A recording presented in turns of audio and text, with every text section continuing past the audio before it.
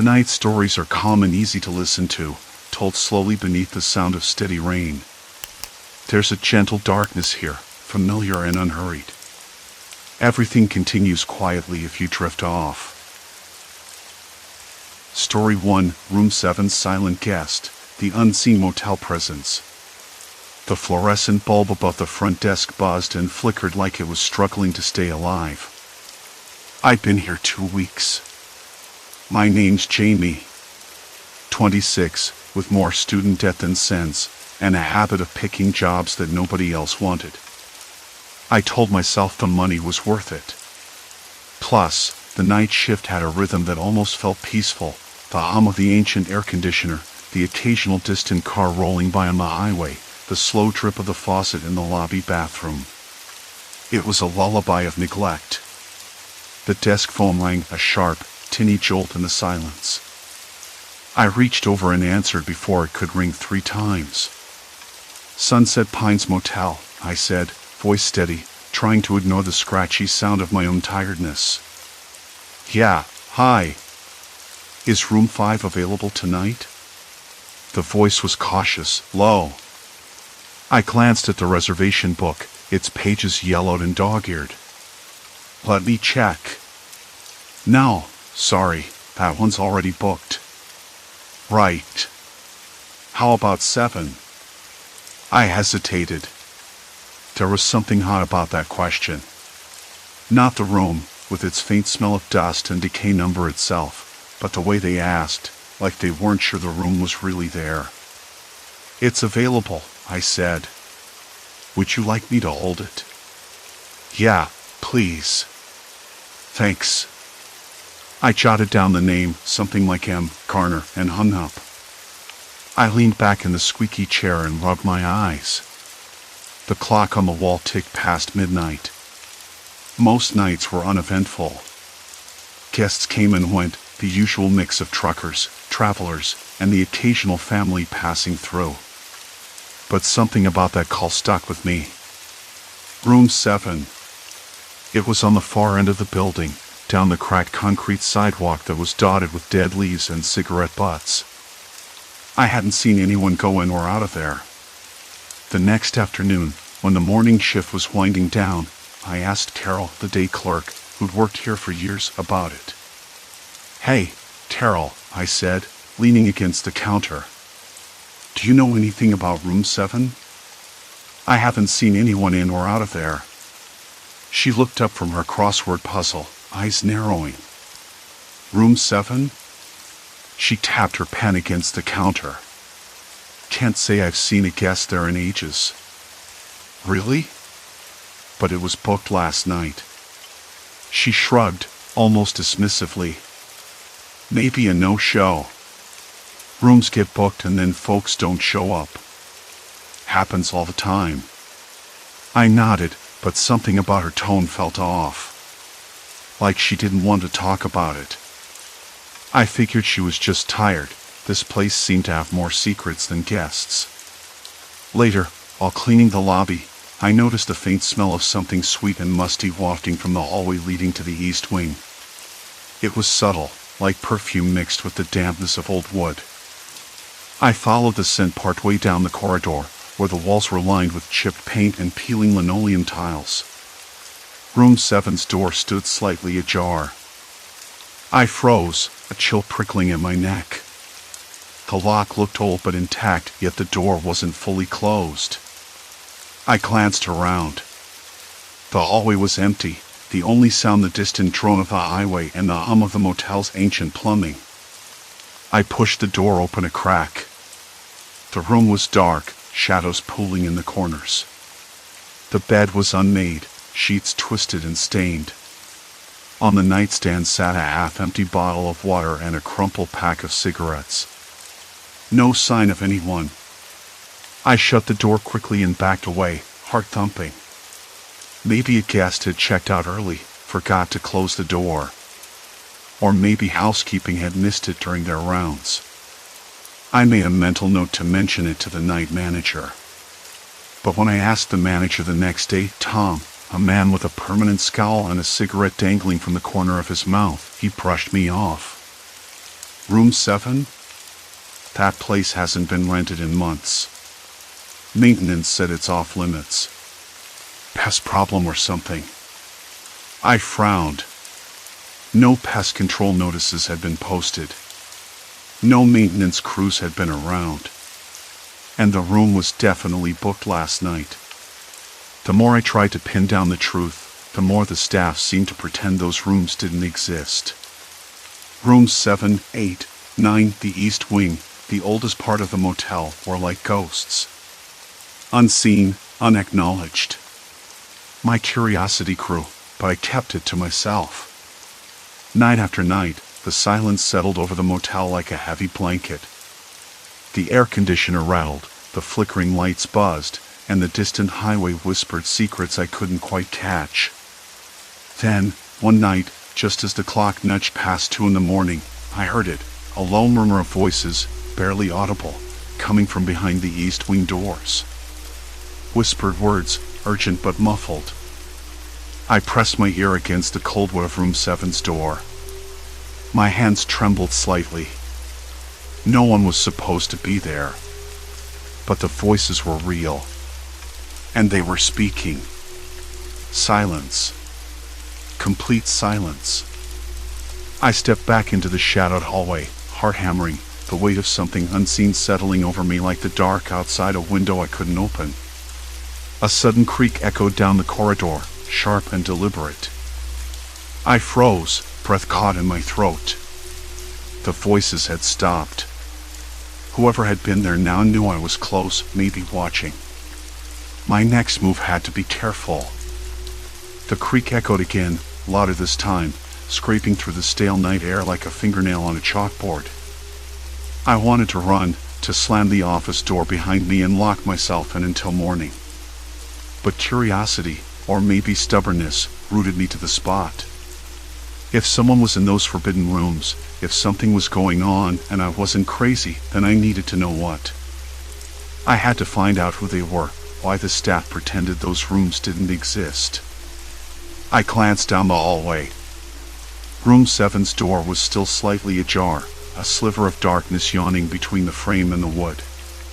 The thin carpet beneath my feet was threadbare, rough against my socks, and I could smell the faintest trace of something sweet and chemical, like pine cleaner but off, stale.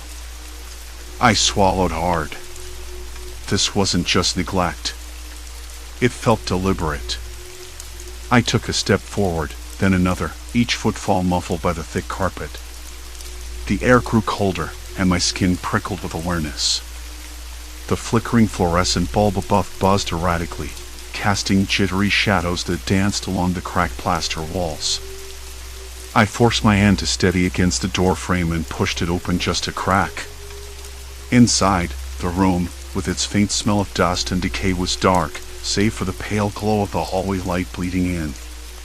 The musty odor was stronger here, mixed with something metallic, faint but unmistakable. A chair sat turned over on the floor, and the bed was unmade, sheets tangled and stained. No sign of anyone. No clues. But then I noticed it, a faint scuff on the carpet near the window, like something heavy had been dragged. I crouched and traced the line with my finger. It led toward the back door, the one that opened onto the narrow alley behind the motel. I hadn't seen anyone come or go that way, but maybe it was a secret route, a way to avoid the front desk. I straightened, heart thudding louder now, and closed the door behind me as silently as I could. I needed to talk to someone. Not the night clerk, he'd just smile and change the subject, like the others. No, I needed someone who worked here during the day. Morning arrived with an unrelenting gray sky, the kind that sucked the color from the world and left everything looking tired and worn. I sat in the small break room, nursing a bitter cup of coffee that tasted like burnt rubber. The radio crackled softly in the background, a dull country station playing songs about heartbreak and small-town regrets. I wasn't in the mood. "Hey," a voice said, breaking through the monotony. I looked up to see Marlene, the housekeeper. She was older, with silver hair pulled back into a tight bun and eyes sharp enough to cut glass. She carried a cart piled high with grimy towels and half-empty cleaning supplies. "Morning," I said. She set the cart down with a tired sigh. "You look like you didn't sleep." "Not really," I admitted. "Listen, I've been noticing some things. Rooms that never get cleaned, doors left unlocked." I asked around, but no one seems to want to talk about it. Marlene's eyes flicked toward the hallway as if expecting someone to appear. Then she leaned in, voice dropping to a whisper. "You shouldn't be poking your nose where it doesn't belong." I frowned. "What do you mean?" She glanced over her shoulder again, then back at me. "There are guests who come and go here, but not like normal folks. They're different. No ID, no credit card, sometimes no names. The owners don't want to know about them, and neither do most of us." I blinked, trying to process what she just said. "Different how?" "Hard to explain. They keep to themselves, mostly. Some look like they're running from something. Others, well, they're just quiet. But the staff pretends those rooms don't exist. Like they're not really here." My stomach twisted. "Why? What's going on?" Marlene shrugged. "Rumors, mostly. Some say the owners use the motel to hide people, witnesses, maybe. Or worse. I don't know. I just clean the rooms and keep my head down." I nodded slowly, digesting her words. This was bigger than I thought. The motel wasn't just run down, it was a front, a place where secrets festered behind locked doors no one acknowledged. "Have you ever heard voices?" I asked, lowering my voice. She hesitated. "Sometimes, late at night. Whispering. But I try not to listen." The thought sent a chill down my spine. If even the housekeeper was uneasy about the place, then I wasn't imagining things. Later that day, I found myself back in the lobby, staring at the dusty guest book. The entries were sparse, names written in shaky handwriting or typed on slips of paper taped into place. Several pages were torn out or water-stained, as if someone had tried to erase parts of the motel's history. The phone rang suddenly, jangling me out of my thoughts. I picked it up, expecting the usual hang-up or wrong number. "Hello?" A crackling voice answered, low and urgent. "You shouldn't be asking questions. Some doors are better left closed." The line went dead. My hand trembled, the receiver feeling heavier than it should. I stared at the blank phone, the hum of the overhead fan filling the silence. I wasn't alone in this. Someone was watching. Waiting. That night, the voices returned, louder now, weaving through the corridors like smoke. I pressed my ear to room 7's door again, straining to catch the words. They were fragmented, a mix of pleading and warning. "Don't trust. They're watching. No one leaves." The words sent a shiver through me, cold and sharp. My fingers dug into the door frame, nails biting into skin I didn't realize I'd been holding tense. Then the whispering stopped. But footsteps started, slow and deliberate, approaching from the end of the hall. I stepped back, heart hammering against my ribs. The door to room 7 creaked open just a fraction. A shadow slipped into the dim light. And then, just like that, everything fell silent again. I couldn't tell if I'd imagined it all or if the motel had finally decided to show its hand. Either way, I was in deeper than I wanted to be. And whatever was behind those doors wasn't done with me yet. The shadow vanished before I could move. One moment I was staring at the cracked edge of the door, the faint scrape of a shoe. The next, the silence was so complete it seemed to press against my ears like water filling a deep well. I wanted to tell myself it was just a trick of the light, a draft catching the door frame, or maybe my mind playing games with exhaustion. But that wouldn't explain the words, the pleading, the warning. Don't trust. They're watching. No one leaves. I swallowed hard, the metallic taste of adrenaline thick in my mouth, mixing with the stale scent of old carpet and damp plaster that clung to the motel like a second skin. I backed away slowly, every nerve on high alert, and leaned against the far wall, hands pressed flat against the rough, chipped paint. The hallway was too quiet now, no hum from the old air conditioner, no creaks from settling wood. Just the faint buzz of the flickering fluorescent light overhead, casting long, uneven shadows. I didn't want to think about who or what was behind that door. But I had to. I had to know. The clock on the front desk blinked 2:17 a.m. in dull red digits. I was still supposed to be on duty for the next 4 hours, but the shift had become a twisted kind of trap. I couldn't just walk away. Not now. Not after hearing those voices. After seeing that shadow. I kept glancing at the phone on the desk. Dial out. Call someone. Anyone. But the line was dead. No dial tone when I picked it up. I pressed the receiver back down, feeling the cold plastic through my fingers. The front desk phone was useless. The only connection to the outside world was my own 2 feet, but the parking lot was empty, rain starting again, tapping lightly against the windows like impatient fingers. The main road was a good mile away. If I left now, I'd be walking through a storm with nothing but my jacket and a thin pair of sneakers. I closed my eyes for a second, trying to calm the rapid thudding in my chest. Maybe I was imagining things, maybe the whole place was just a rundown relic, and my mind was twisting normal noises into something sinister. But then the voices came back. Faint, blurred, almost drowned by the hum of the air conditioner struggling to keep up. I leaned in close to the door, pressing my ear against the peeling wood. This time, the words were clearer. They don't want us gone.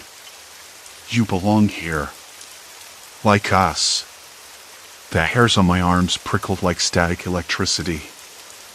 I wanted to pull away, but I couldn't. It was like the sound that seemed to vibrate in my bones was glue, sticky and cold. I pressed my palm against the door frame. The wood was warmer than I expected, almost alive, or maybe just damp from the night's humidity. I stepped back, heart hammering so loud I thought the whole motel might hear it. I glanced down the hallway toward the office where the staff usually hung out during the day, but it was locked tight. No sign of anyone. No light. No movement. Something about those words, those voices, they weren't random. They were a message. Or maybe a warning. I didn't know who they were. The staff? You probably think I'm imagining things. The guests.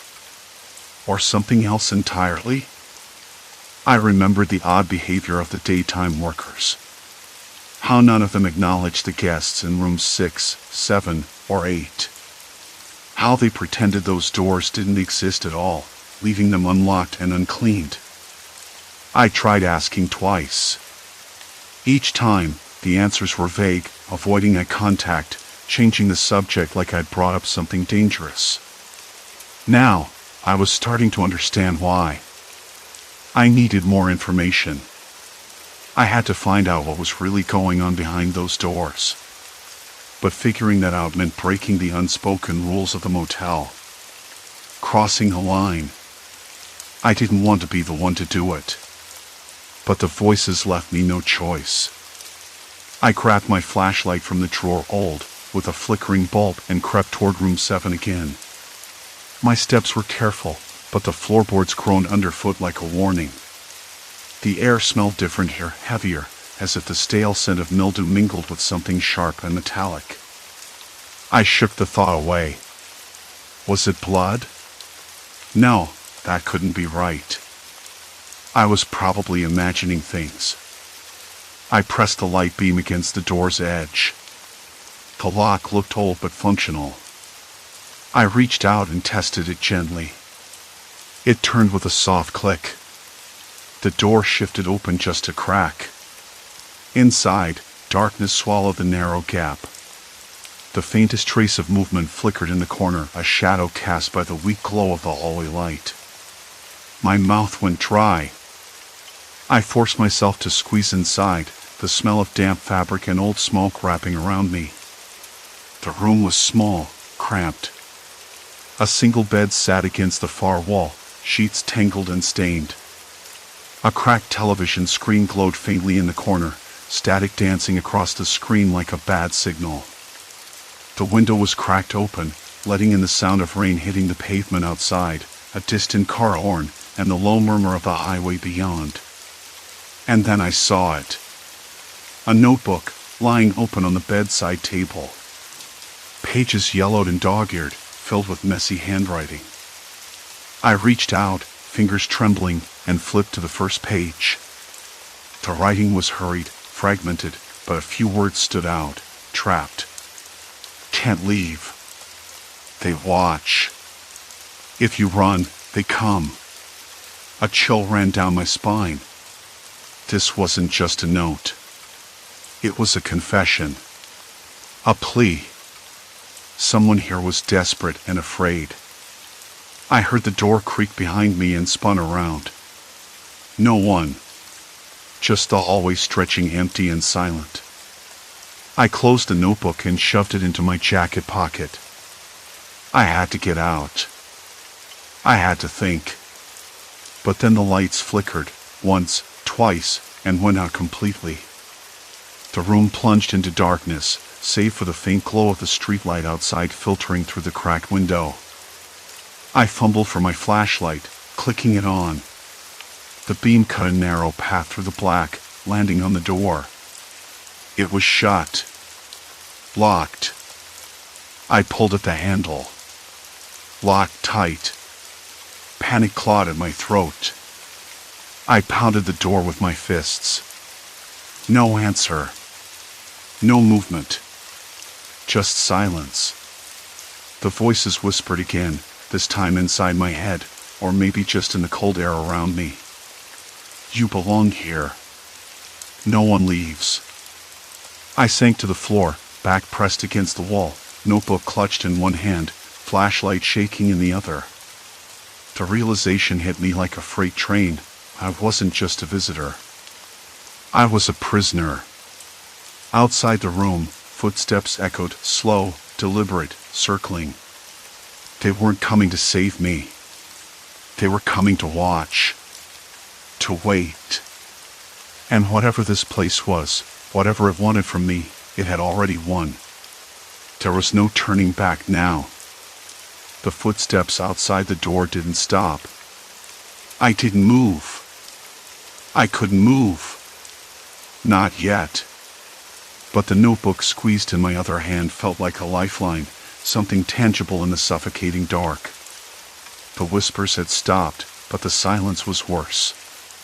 It pressed in, heavy and expectant, waiting for me to break first. Then the door handle rattled. Just a quick, soft jingle, like someone testing it. My head snapped up. I stared into the beam, watching the metal turn, slow and deliberate. Locked tight. The lock didn't give, but the sound was enough to twist the item of fear deeper. Someone was out there, right outside this door, and they weren't just passing by. I swallowed hard, trying to steady my voice. Who's there? I managed. It came out rough, cracked, like the voice of someone who hadn't been heard in days. No answer. Just silence. Even the footsteps stopped. The stillness was worse this time, like the motel itself was holding its breath. I pressed back against the wall, every muscle tight, trying to remember what I'd read about fear, how to manage it, how to stay calm. It was useless. My hand shook, the flashlight beam wavering as it cut across the scuffed floor tiles. Then, a whisper, so faint I thought I imagined it at first. You don't belong here. The voice was a breath, a rasp barely there. It wasn't the sinister echo my mind had built, no chilling supernatural timbre. It was human. Too human. Cold. Menacing in a way that made my skin crawl. I swallowed again, dry and fast. Why? I whispered back, voice barely a thread. No answer. Just the slow creak of the floorboards outside shifting under weight. Someone was pacing now. Waiting. Watching. I thought about calling for help, using the motel phone at the front desk, but the line was dead. The ancient phone had been useless since I'd started here. No cell signal either. This place was a black hole in every sense. I pressed my ear to the door. Faint murmurs floated through the wood, fragments of conversation, half words that didn't quite make sense. I caught "Stay, don't go," and "They're watching." My pulse slammed against my ribs. Who were they? And why did it feel like I was the one being hunted? The door handle rattled again, more insistently this time. I yanked back, but the lock held firm. I dug my nails into my palm, tasting blood, grounding myself in the sharp sting. I needed to think. To plan. The flicker of the hallway light outside pulsed through the crack beneath the door. I could make out the faint shape of a shadow. Not one person. Two. Maybe three. I counted the footsteps, soft, on worn carpet, circling, pacing. I tried to calm my breath, in and out, in and out. "Look, I don't want trouble," I said, voice steadier but low enough not to carry far. "Let me out." Silence. Then a voice, different this time. A woman's voice, sharp and urgent. "You shouldn't be here." "Neither should you," I said, though I wasn't sure if it was true. The tone was defensive, useless, but I clung to it. "Some doors are locked for a reason," the voice said. "You don't understand. It's not safe." Safe? The word felt bitter on my tongue. I've been ignored since I started. I've seen what this place does to people. What it hides.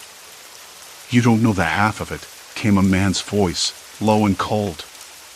"And you're about to find out the hard way." A scraping noise at the bottom of the door. Something hard, dragged slowly.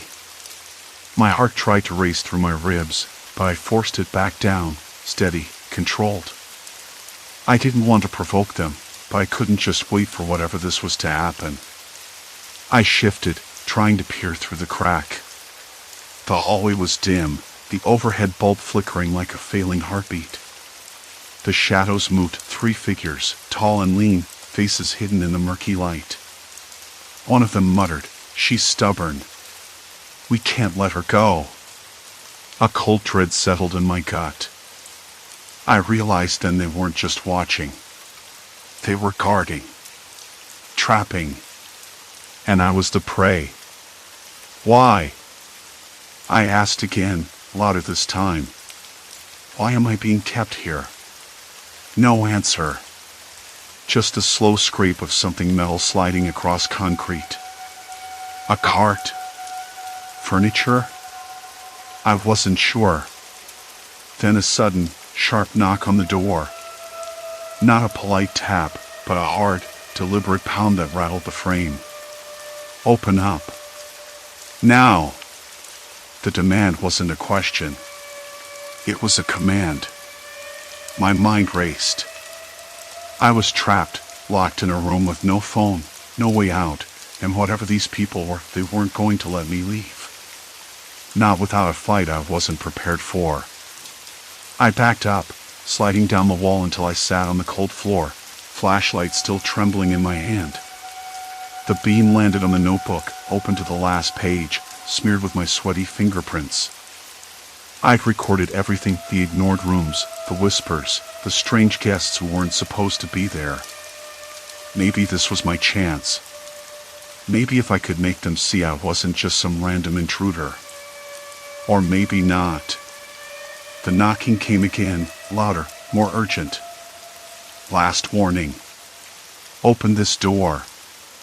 I swallowed the dry lump in my throat and whispered to myself, no one leaves. The door handle rattled violently. The lock would hold, but for how long? Outside, the voices whispered again, closer this time. You belong here. Darkness pressed in from all sides. I was running out of options. Running out of time. And then, the door shuddered under the weight of their insistence. I closed my eyes, bracing for whatever was coming next. The night air was colder than usual, sharp enough to bite through the thin jacket I'd grabbed on the way in. I stood outside the motel's back in trance, the hum of the flickering neon sign buzzing overhead like a bad joke. That sign had been sputtering for weeks, one letter at a time dying off into dimness. Tonight, only the M and O glowed faintly. Motel, it said, but more like a question than a statement.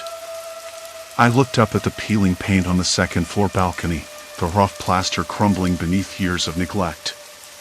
The smell of damp and mildew was thick, clinging to my clothes like some unwanted memory. I wanted to tell myself this place was just tired. Just old. But the silence, the way the night seemed to swallow everything whole, told me otherwise. For weeks, those rooms had been a puzzle, a quiet riddle I couldn't solve. Rooms 217, 219, and 221, the ones no one acknowledged. No housekeeping. No maintenance. No guests listed at the front desk. Doors left unlocked, sometimes slightly ajar, their interiors dark and untouched.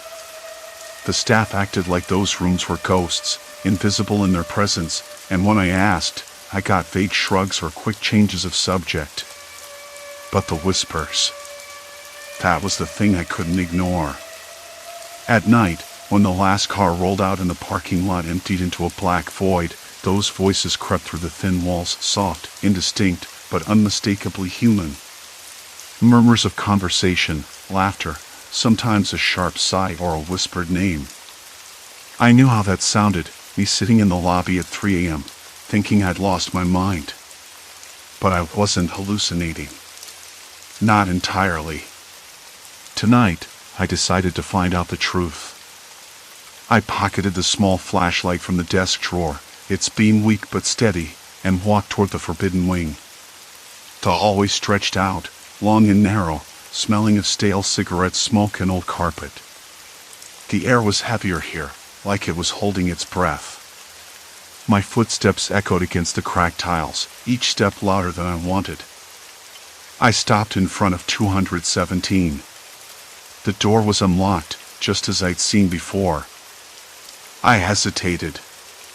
The handle was cold, almost icy. I didn't want to open it, not really. But the whispers were louder now, sharper, as if waiting for me. I pushed the door slowly. The room was dim, the single bulb overhead flickering weakly. The furniture was old but intact, a sagging bed, a cracked dresser, a small TV with a dusty remote resting on top. No sign of recent use, no luggage, no personal items. But the air smelled different here. Not just stale. Sour, like sweat mixed with something faintly metallic. I stepped inside, the floor creaking under my weight. The whispers stopped abruptly, replaced by a silence so thick it pressed against my eardrums. Then I heard it, a soft shuffling sound from the bathroom. My heart ticked up, cold sweat prickling down my back. I swallowed hard, trying to steady my breath. The flashlight beam wavered as I pointed it toward the bathroom door, which was barely cracked open. "Hello?" My voice was hoarse, barely a whisper. No answer. I nudged the door with my foot. It swung open, revealing cracked tiles and a small tub stained with rust. The mirror above the sink was shattered, spider-webbed cracks distorting my reflection. I stepped closer, shining the light into the shower stall. Nothing. No one. But then, a faint rustling behind the curtain. I froze. "Please," I said, voice barely steady. "I'm not here to cause trouble." The curtain twitched. I reached out, lifted it. Empty.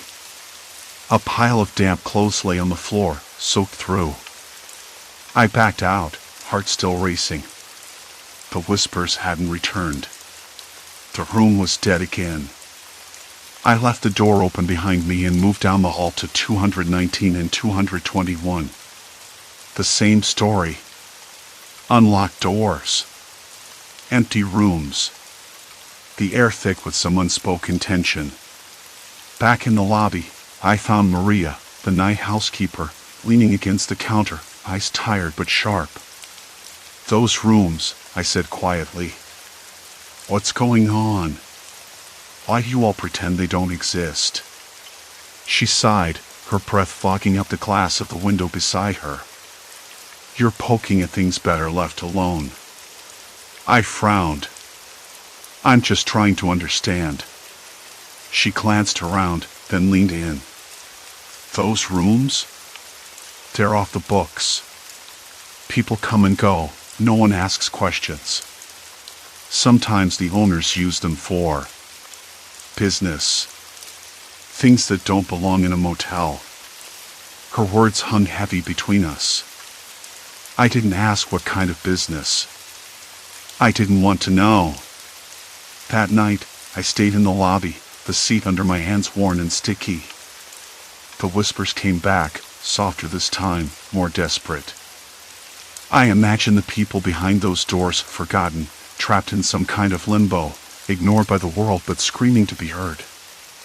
I felt my hands tremble, the weight of the silence pressing down. When morning came, I walked out the front door into the pale light of dawn. The motel looked different in daylight, less threatening, less like a cage. But the memory of those rooms lingered, a shadow that wouldn't fade. I quit that day. Didn't even wait for the end of my shift. The manager barely blinked when I handed in my keys. Later, I sat in my small apartment, the city waking up outside my window. The scent of coffee drifting in from the street, the chatter of morning traffic, life moving forward, indifferent to the dark corners I'd left behind. I thought about the guests, the ones nobody saw, the ones who probably weren't guests at all. I wondered if they were still there, trapped in those rooms, whispering in the dark. I don't know what I expected when I took that job, but I never imagined it would change me. That I'd carry a piece of that motel with me, like a scar beneath my skin. Sometimes, when the night is quiet, I still hear those voices. Not from a distance, but right behind me, just out of sight. I don't turn around anymore. Because some places aren't meant to be understood. Some truths aren't meant to be uncovered. And some doors, once opened, can never be closed again. Story 2, Dead Fuel, a poison pit stop. I never thought a 5-minute detour could unravel everything. I'd been driving for hours, heading back home after a weekend in the city, the one place that always felt too loud, too crowded, too much.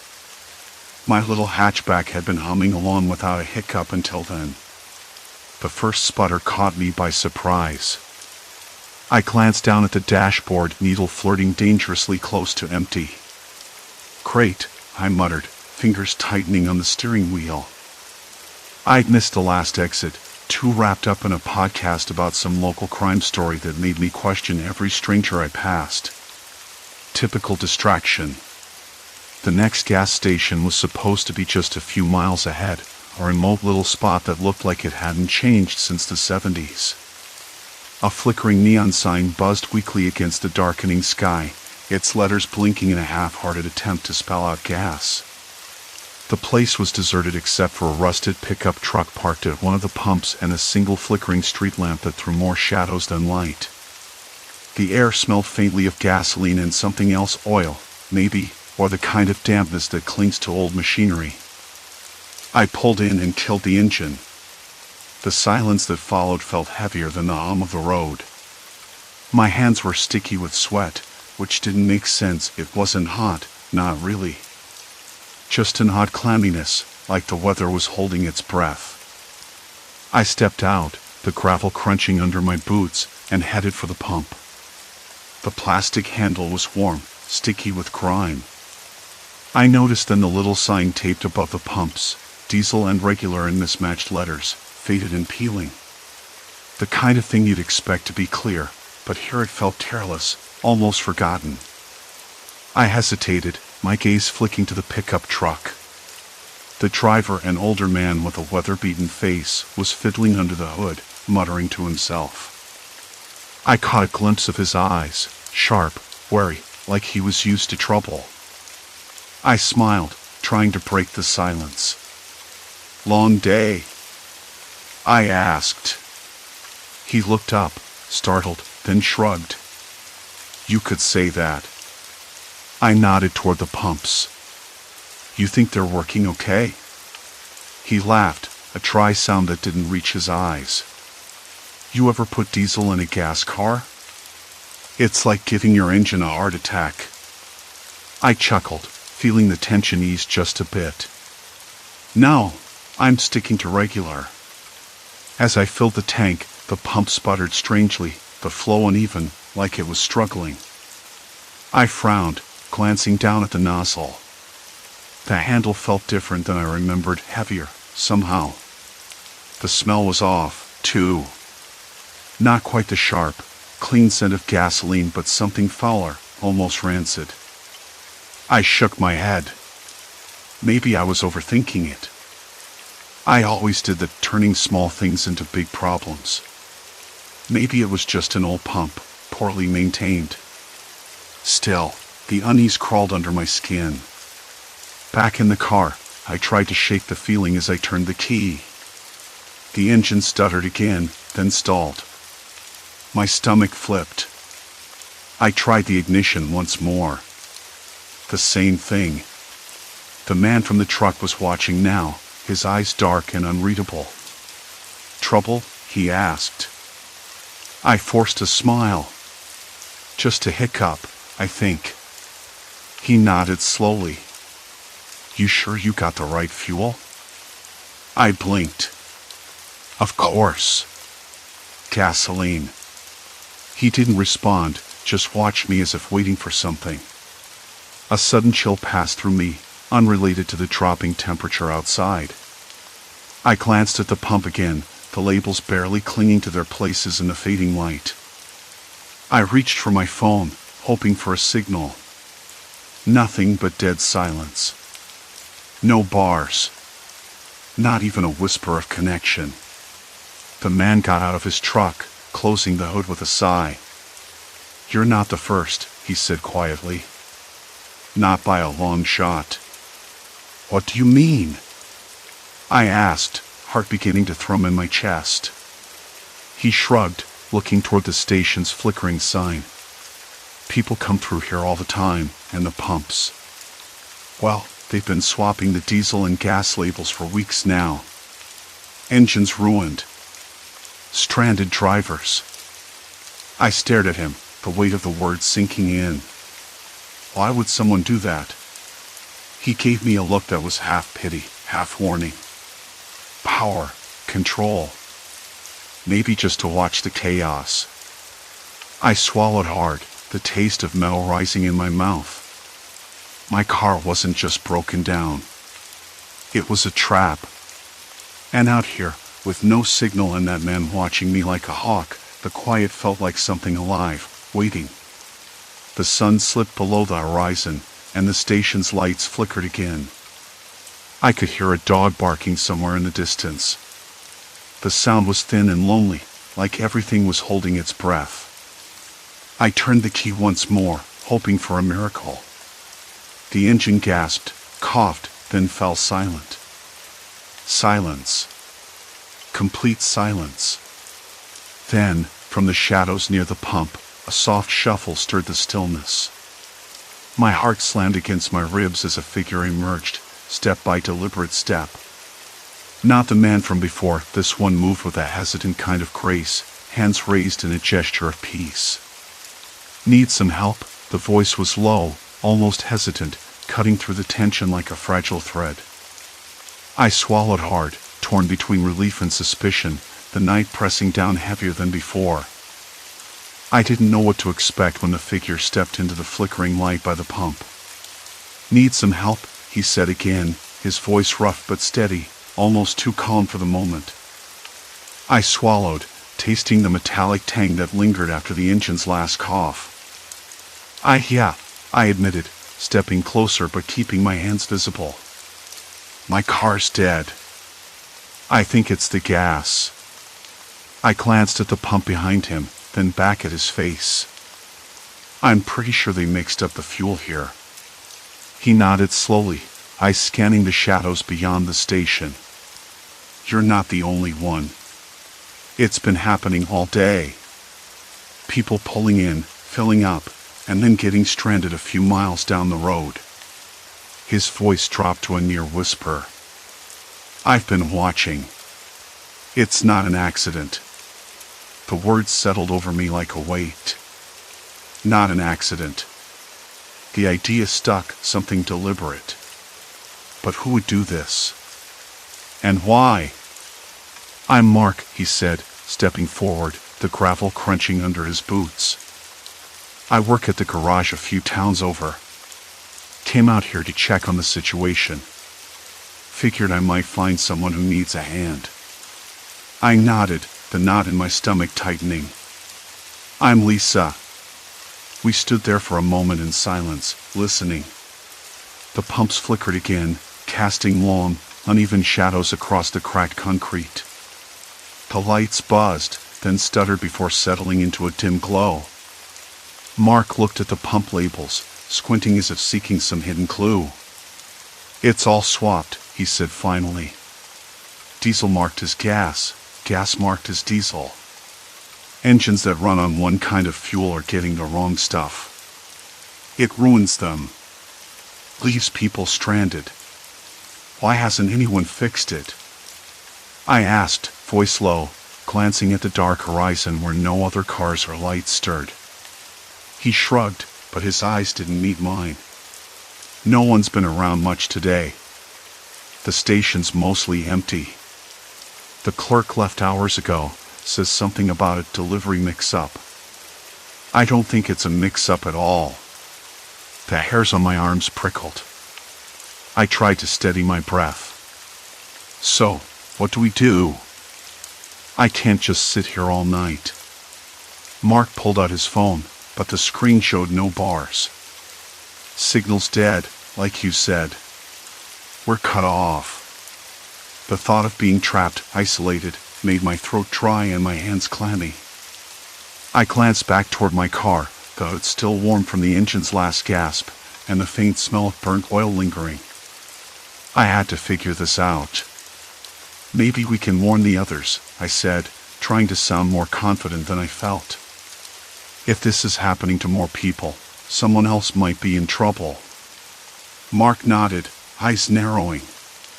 Yeah. I saw a couple of cars on the road earlier, broken down, just like yours. No one stopping to help. People are scared or just don't want to get involved. I thought about the man I'd seen earlier, the one who watched me from the shadows near the first pump. What if he was part of this? Or worse, what if he was waiting for something? Did you see anyone else? Anyone suspicious? I asked. Mark hesitated. There's a group hanging around the back of the station. They don't say much, just watch. I'm not sure what they're up to. A cold shiver climbed my spine. The station suddenly felt less like a place of refuge and more like a trap. We should check the cars, I said, the words coming quicker than I'd expected. See who's stuck out here. Mark glanced at me, then back at the dimly lit pumps. All right. But we stick together. We moved cautiously toward the row of vehicles lined up behind the station. The gravel crunched beneath our feet, the sound unnervingly loud in the quiet night. I could hear my own breath, quick and uneven, and the faint rustle of dry weeds brushing against tires. The first car was a beat-up pickup, windows clouded with dirt and age. The engine hood was popped open, but no one was inside. A faint smell of diesel hung in the air, cold and heavy with silence, but the fuel cap was labeled gasoline. I pulled my jacket tighter around me, the chill settling deeper. "See?" I whispered to Mark. "They've switched the labels here, too." He nodded grimly, crouching to check the fuel tank. People are going to lose a lot more than just their cars if this keeps up. We moved to the next vehicle, a compact sedan, its paint chipped and faded. Inside, a woman sat slumped over the steering wheel, her head resting against the glass. I called out softly, "Ma'am? Are you okay?" She stirred, blinking slowly, disoriented. I don't know. My car just stopped. I filled up here this afternoon. It was fine, then suddenly it wasn't." Her voice trembled, and I felt a pang of sympathy. "What kind of fuel did you use?" "Gasoline," she said, but then her eyes shifted, uncertain. "I think." Mark stepped forward. "It was probably diesel. The pump labels are switched." Her face drained of color. "That explains the smell. It made the engine cough, and then nothing." I glanced back toward the gas station, the flickering lights casting eerie shadows on the cracked pavement. The cluster of figures from earlier lingered near a side door, their faces obscured by darkness and scarves. One of them looked directly at us, but quickly turned away. "Why would someone do this?" I asked, voice barely above a whisper. Mark shook his head. "Sabotage. Intimidation. Maybe they want to keep this road quiet. No one passing through, no witnesses." I swallowed hard, the metallic taste returning. My hands trembled as I wiped sweat from my brow. This wasn't just about cars anymore. It was about control. Fear. Something I couldn't yet name but felt crawling beneath my skin. "We need a plan," I said, trying to steady my voice. "If this is spreading, more people will get stuck. Worse things could happen." Mark looked toward the dark road leading away from the station. "I know a mechanic in the next town. I can get there on foot if I have to. But it's a long walk, and the night isn't safe out here." I glanced around. The open landscape stretched endlessly, the wind picking up, carrying the scent of dry grass and something faintly sour, maybe spoiled fuel. The station's neon sign buzzed and sputtered, casting a sickly green glow. "Let's check the station office," I suggested. "Maybe there's something inside, records, receipts, anything that can tell us who's behind this." Mark hesitated but nodded. "Okay. But we have to be quick." Inside, the air was stale and smelled faintly of old coffee and dust.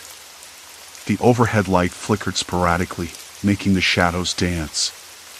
A small radio sat on the counter, silent.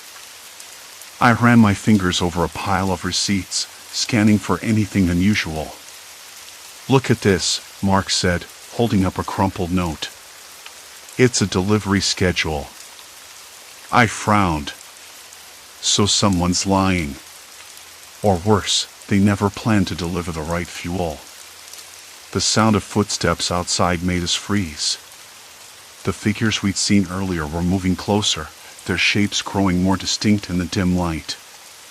The air tightened, heavy with unspoken threats. "Time to move," Mark whispered, eyes sharp. We slipped out the back door, hearts drumming loud enough to drown out the distant echo of that dog's bark. The night seemed to close in, the station's flickering lights barely holding the darkness at bay. As we disappeared into, Mark unfolded the crumpled note, his fingers trembling slightly under the flickering light. The delivery schedule was a mess of handwritten times and scrawled names, the ink bleeding in places where moisture had crept in. The paper smelled faintly of gasoline and mildew, a weird combination that stuck to my nostrils long after I pulled it away. "Look here," Mark muttered, pointing to a line dated just 2 days ago. "It says diesel pump swapped with regular, priority fix delayed." What the hell does that even mean? I leaned in, trying to make sense of the scribbles. The station was supposed to be a no-frills stop, nothing fancy or complicated. But this note hinted at something deliberate, something planned. A mistake? Maybe. But the way it was written made it sound like a problem someone chose not to fix. "Swapped pumps?" I whispered, the words tasting bitter on my tongue. "You mean someone switched the diesel and gasoline pumps on purpose?" Mark nodded, his mouth tight. "Yeah. And from what I can tell, it's been going on for weeks. Look here, drivers complaining about ruined engines, stranded cars. They're piling up." He paused, eyes darkening. "There's a pattern. They mess with the pumps, people get stuck." My throat tightened. The thought of all those poor drivers, trapped in the middle of nowhere because of this deliberate sabotage, sent a shiver down my spine. My fingers curled around the edge of the counter, nails digging into the rough wood. Okay, so whoever's behind this is messing with us. But why? What do they want? I said, glancing back toward the station's grimy windows. Outside, the wind rattled the loose panes, and the neon sign buzzed overhead, its green light casting eerie shadows that stretched like claws across the cracked floor. Mark's voice dropped. "It's not just about ruining engines. It's control. Isolation. They want to trap people here, keep them from leaving." A sudden chill prickled my skin. The station felt less like a place to refuel and more like a trap, a spider's web waiting for the next fly. I swallowed hard, tasting the stale coffee and dust in the air, trying to steady my breathing. "Do you think they're watching us? Waiting to see what we'll do?" I asked, my voice barely above a whisper. "Maybe," Mark said, rubbing his hands together. "But we can't just sit here. If we're stuck, we've got to figure out a way to fix this." I looked around the cramped office again. A dusty ledger lay open on the counter, filled with columns of numbers and pump readings. I flipped through it quickly, scanning for anything that could help. Then I stopped at an entry dated yesterday. The readings were off, way off. Someone had been tampering with the meters, making it look like the pumps were dispensing the right fuel when they weren't. "This isn't just pump swapping," I said, voice trembling. "They're falsifying the numbers too. Covering their tracks." Mark exhaled sharply. "We're dealing with someone who knows what they're doing, someone who wants this to seem like an accident or a mechanical failure." Outside, the wind picked up, carrying a faint, sour odor like spoiled fuel leaking somewhere nearby. I caught a glimpse of movement beyond the station's dim light, a figure, standing just at the edge of the parking lot. Frozen, I squinted, but the shadows swallowed the shape. When I blinked, it was gone. "Did you see that?" I asked, heart pounding so loudly I thought it might burst. Mark shook his head, eyes scanning the dark road. "No. Maybe it was just a trick of the dim light that cast long, dancing shadows." But I wasn't convinced. That silhouette had been too deliberate, too human. "Maybe we can find a phone," I said. "Call someone." Mark's laugh was bitter. "You haven't seen the signal out here. It's dead. No bars, no calls. Nothing. I tapped my phone screen anyway, no service." The battery was draining faster than usual. Cold was creeping into my fingers, making the touchscreen sluggish. A sudden noise made us both jump, a soft, repetitive tapping, like footsteps on gravel, circling the station. We stood frozen, listening. The sound stopped abruptly, replaced by silence. Silence. Complete silence. I swallowed hard and glanced at Mark. We're not alone. He nodded grimly. No. And whoever's out there knows we're inside. The thought made my skin crawl. I tried to push it away, focusing on the note again. There had to be something, a clue, a name, an address that could lead us to whoever was behind this nightmare. Wait, I said, turning the paper over. Scribbled at the bottom was a hastily written number and a name, Carl Jensen. Carl Jensen? Mark repeated. Doesn't ring a bell. Maybe he's the delivery guy? Or the guy in charge. Whoever he is, he's involved. I grabbed my jacket and slung it on. We need to find him. If he's the key, then maybe we can figure out a way out of here. Mark looked at me, worry etched deep in his eyes. It's late. If we go out there, we're on their turf. No idea what we'll find. I nodded, feeling that familiar knot in my stomach tighten. But staying meant waiting for whatever was outside to decide our fate. I shook my head. No. We can't wait. Not here. Not like this. We slipped out the back door, the cool night air biting at my cheeks.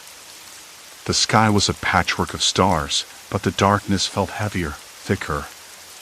Every sound of the rustling grass, the distant rumble of a truck's engine seemed amplified, as if the night itself was watching us. The station's neon sign flickered one last time before sputtering out, plunging us into near-total darkness.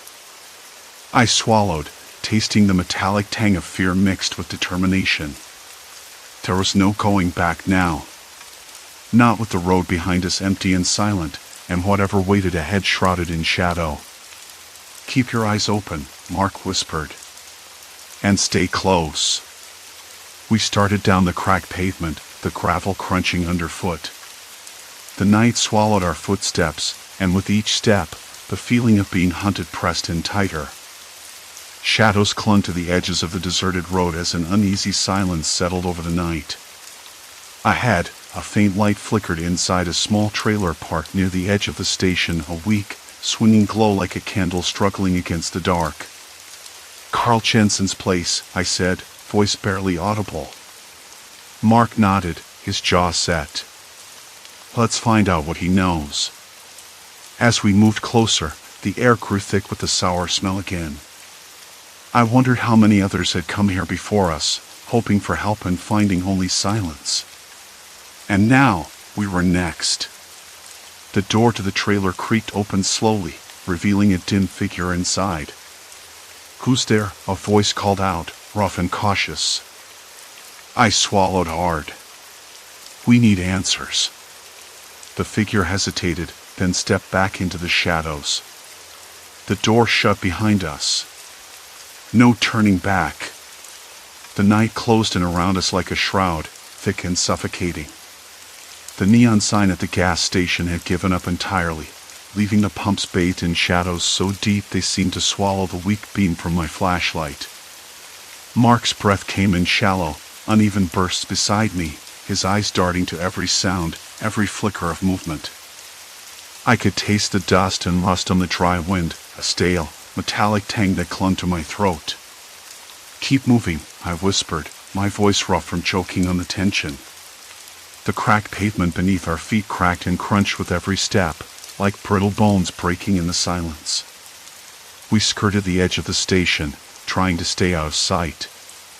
Whatever had been lurking outside earlier wasn't just a figment of my imagination. It was real. And it was waiting. I glanced back once, seeing the dark shape of the station looming behind us, a hulking, silent beast.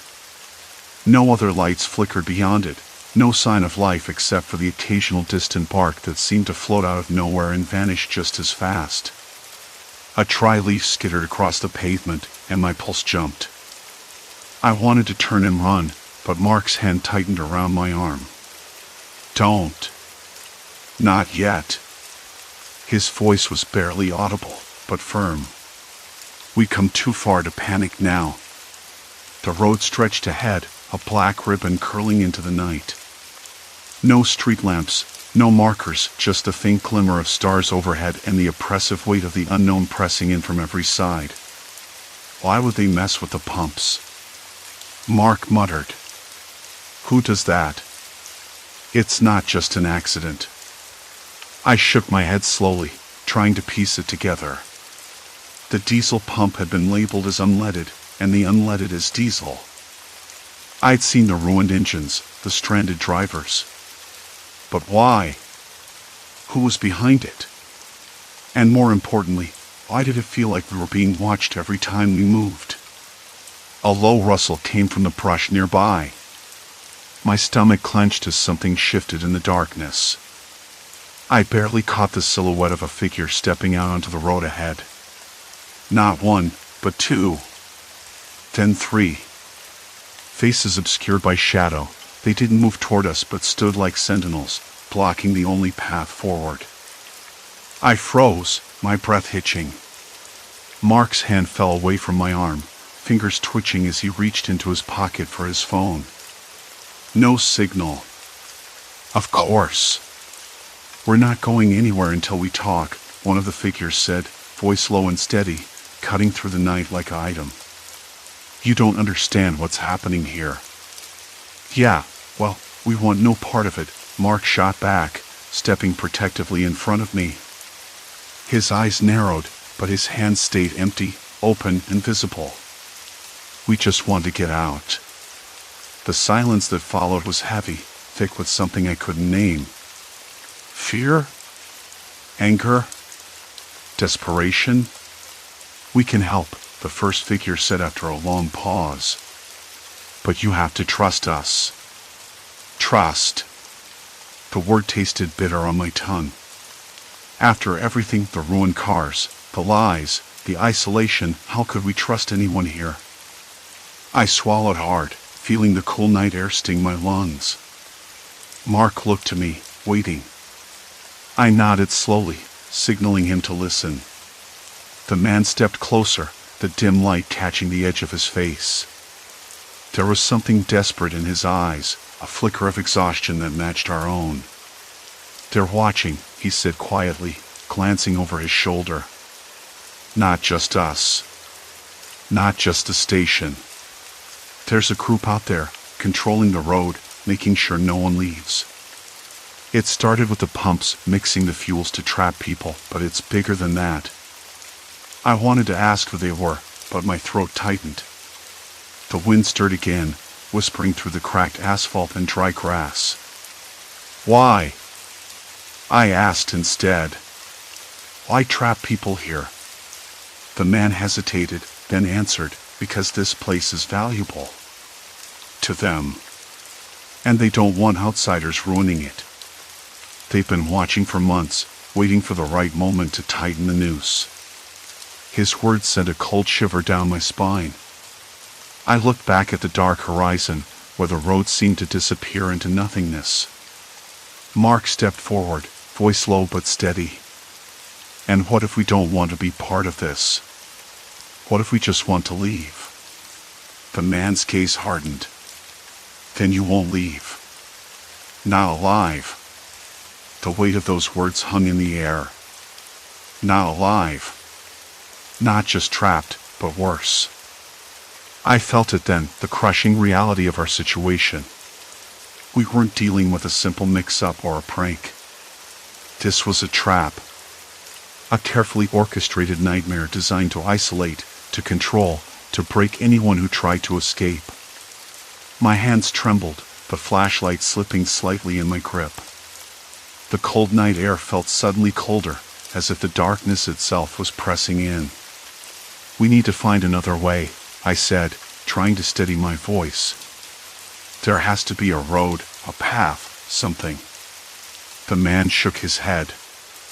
You've already taken the only road out. The others have been cut off too. The station's the hub, the choke point. I swallowed again, tasting the bitter tang of hopelessness. But I couldn't give in. Not yet. There's no way to call for help? I asked, desperation creeping in. None, he said flatly. Phones don't work, radios are jammed. You're on your own. The silence that followed was suffocating. I could hear my own heartbeat pounding in my ears, loud and relentless. Mark glanced at me, his eyes dark but resolute. Then we find a way ourselves. The man studied us for a long moment, then nodded. All right. I'll take you to someone who might help. But you have to trust me. Trust again. A fragile thread stretching taut between fear and hope. I glanced at Mark, then back at the man. The night was still, almost holding its breath. I nodded. We followed him into the shadows, the station's dead pumps looming behind us like the skeleton of a forgotten dream. The sun was dipping low, casting long, orange fingers over the cracked asphalt as I finally stepped away from the gas station. My hands were still sticky with diesel, though I didn't realize that fully until I rubbed them on my jeans and caught a faint sour smell. I'd spent the last hour going over what happened, running through every detail like a slow-motion reel in my mind. The pumps were mislabeled. Diesel where the gasoline sign was, and gasoline where diesel was supposed to be.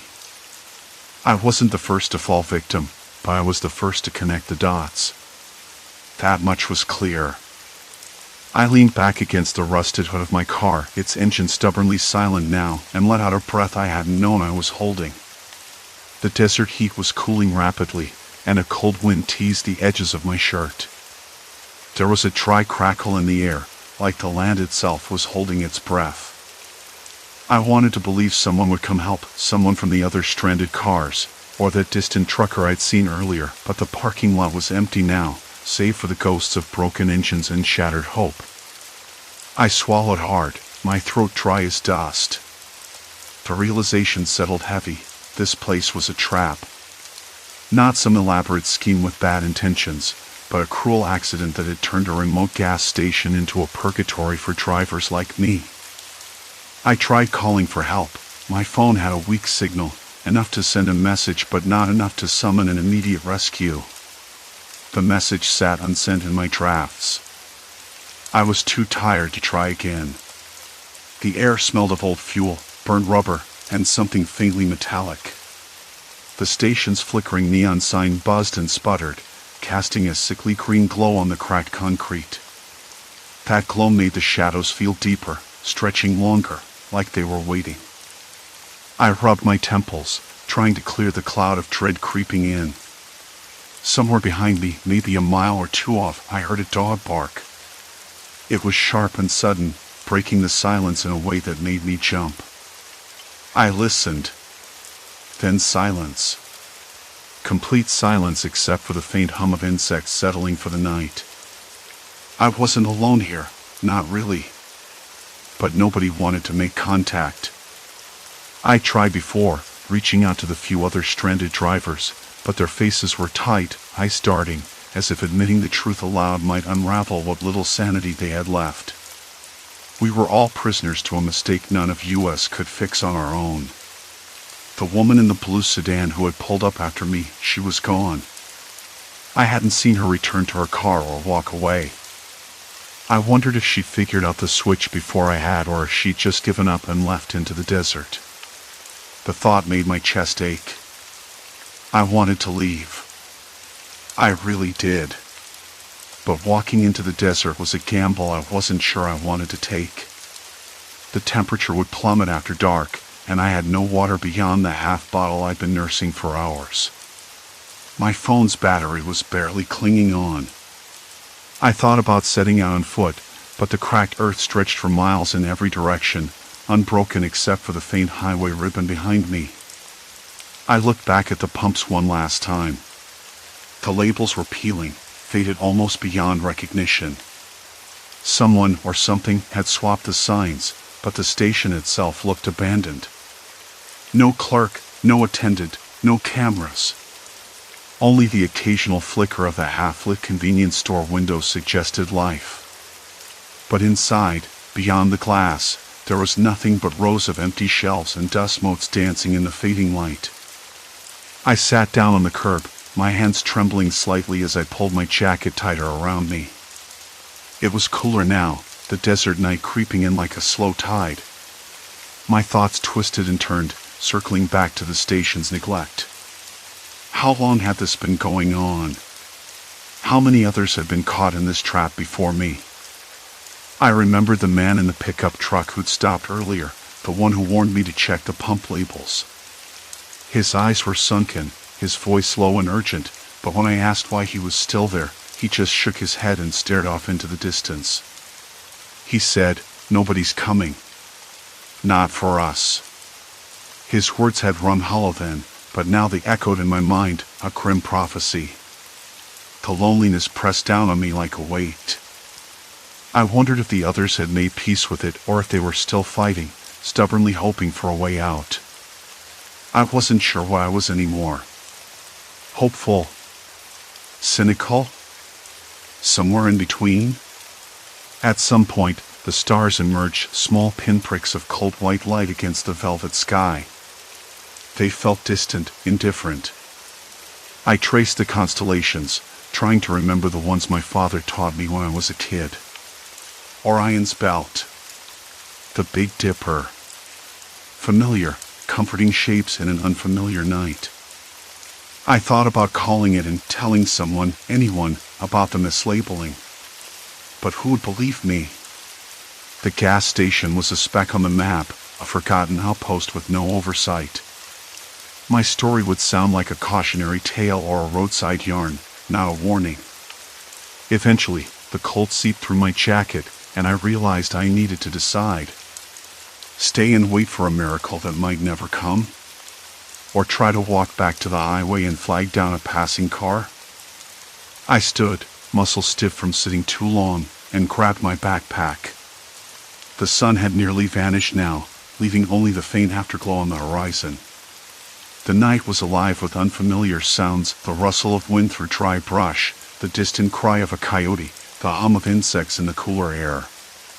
Before I left, I took one last look at my car. It was silent, broken, and useless to me now. But it was also a symbol. Of the trap, yes, but also of the stubborn hope that had kept me going. That maybe, just maybe, there was a way out of this. I started walking toward the highway, my steps slow but determined.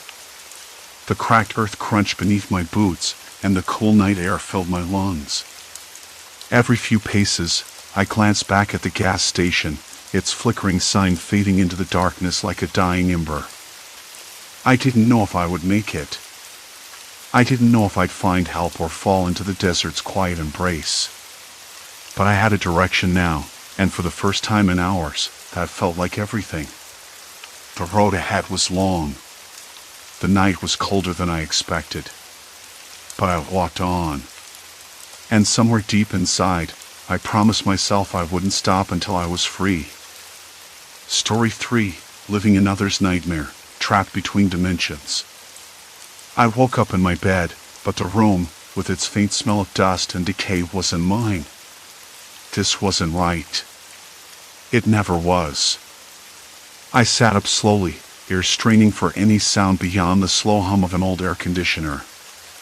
Outside, a street lamp flickered unevenly, casting brief shadows through the thin curtains. The room was small, cramped even, with furniture that looked like it belonged in a thrift store.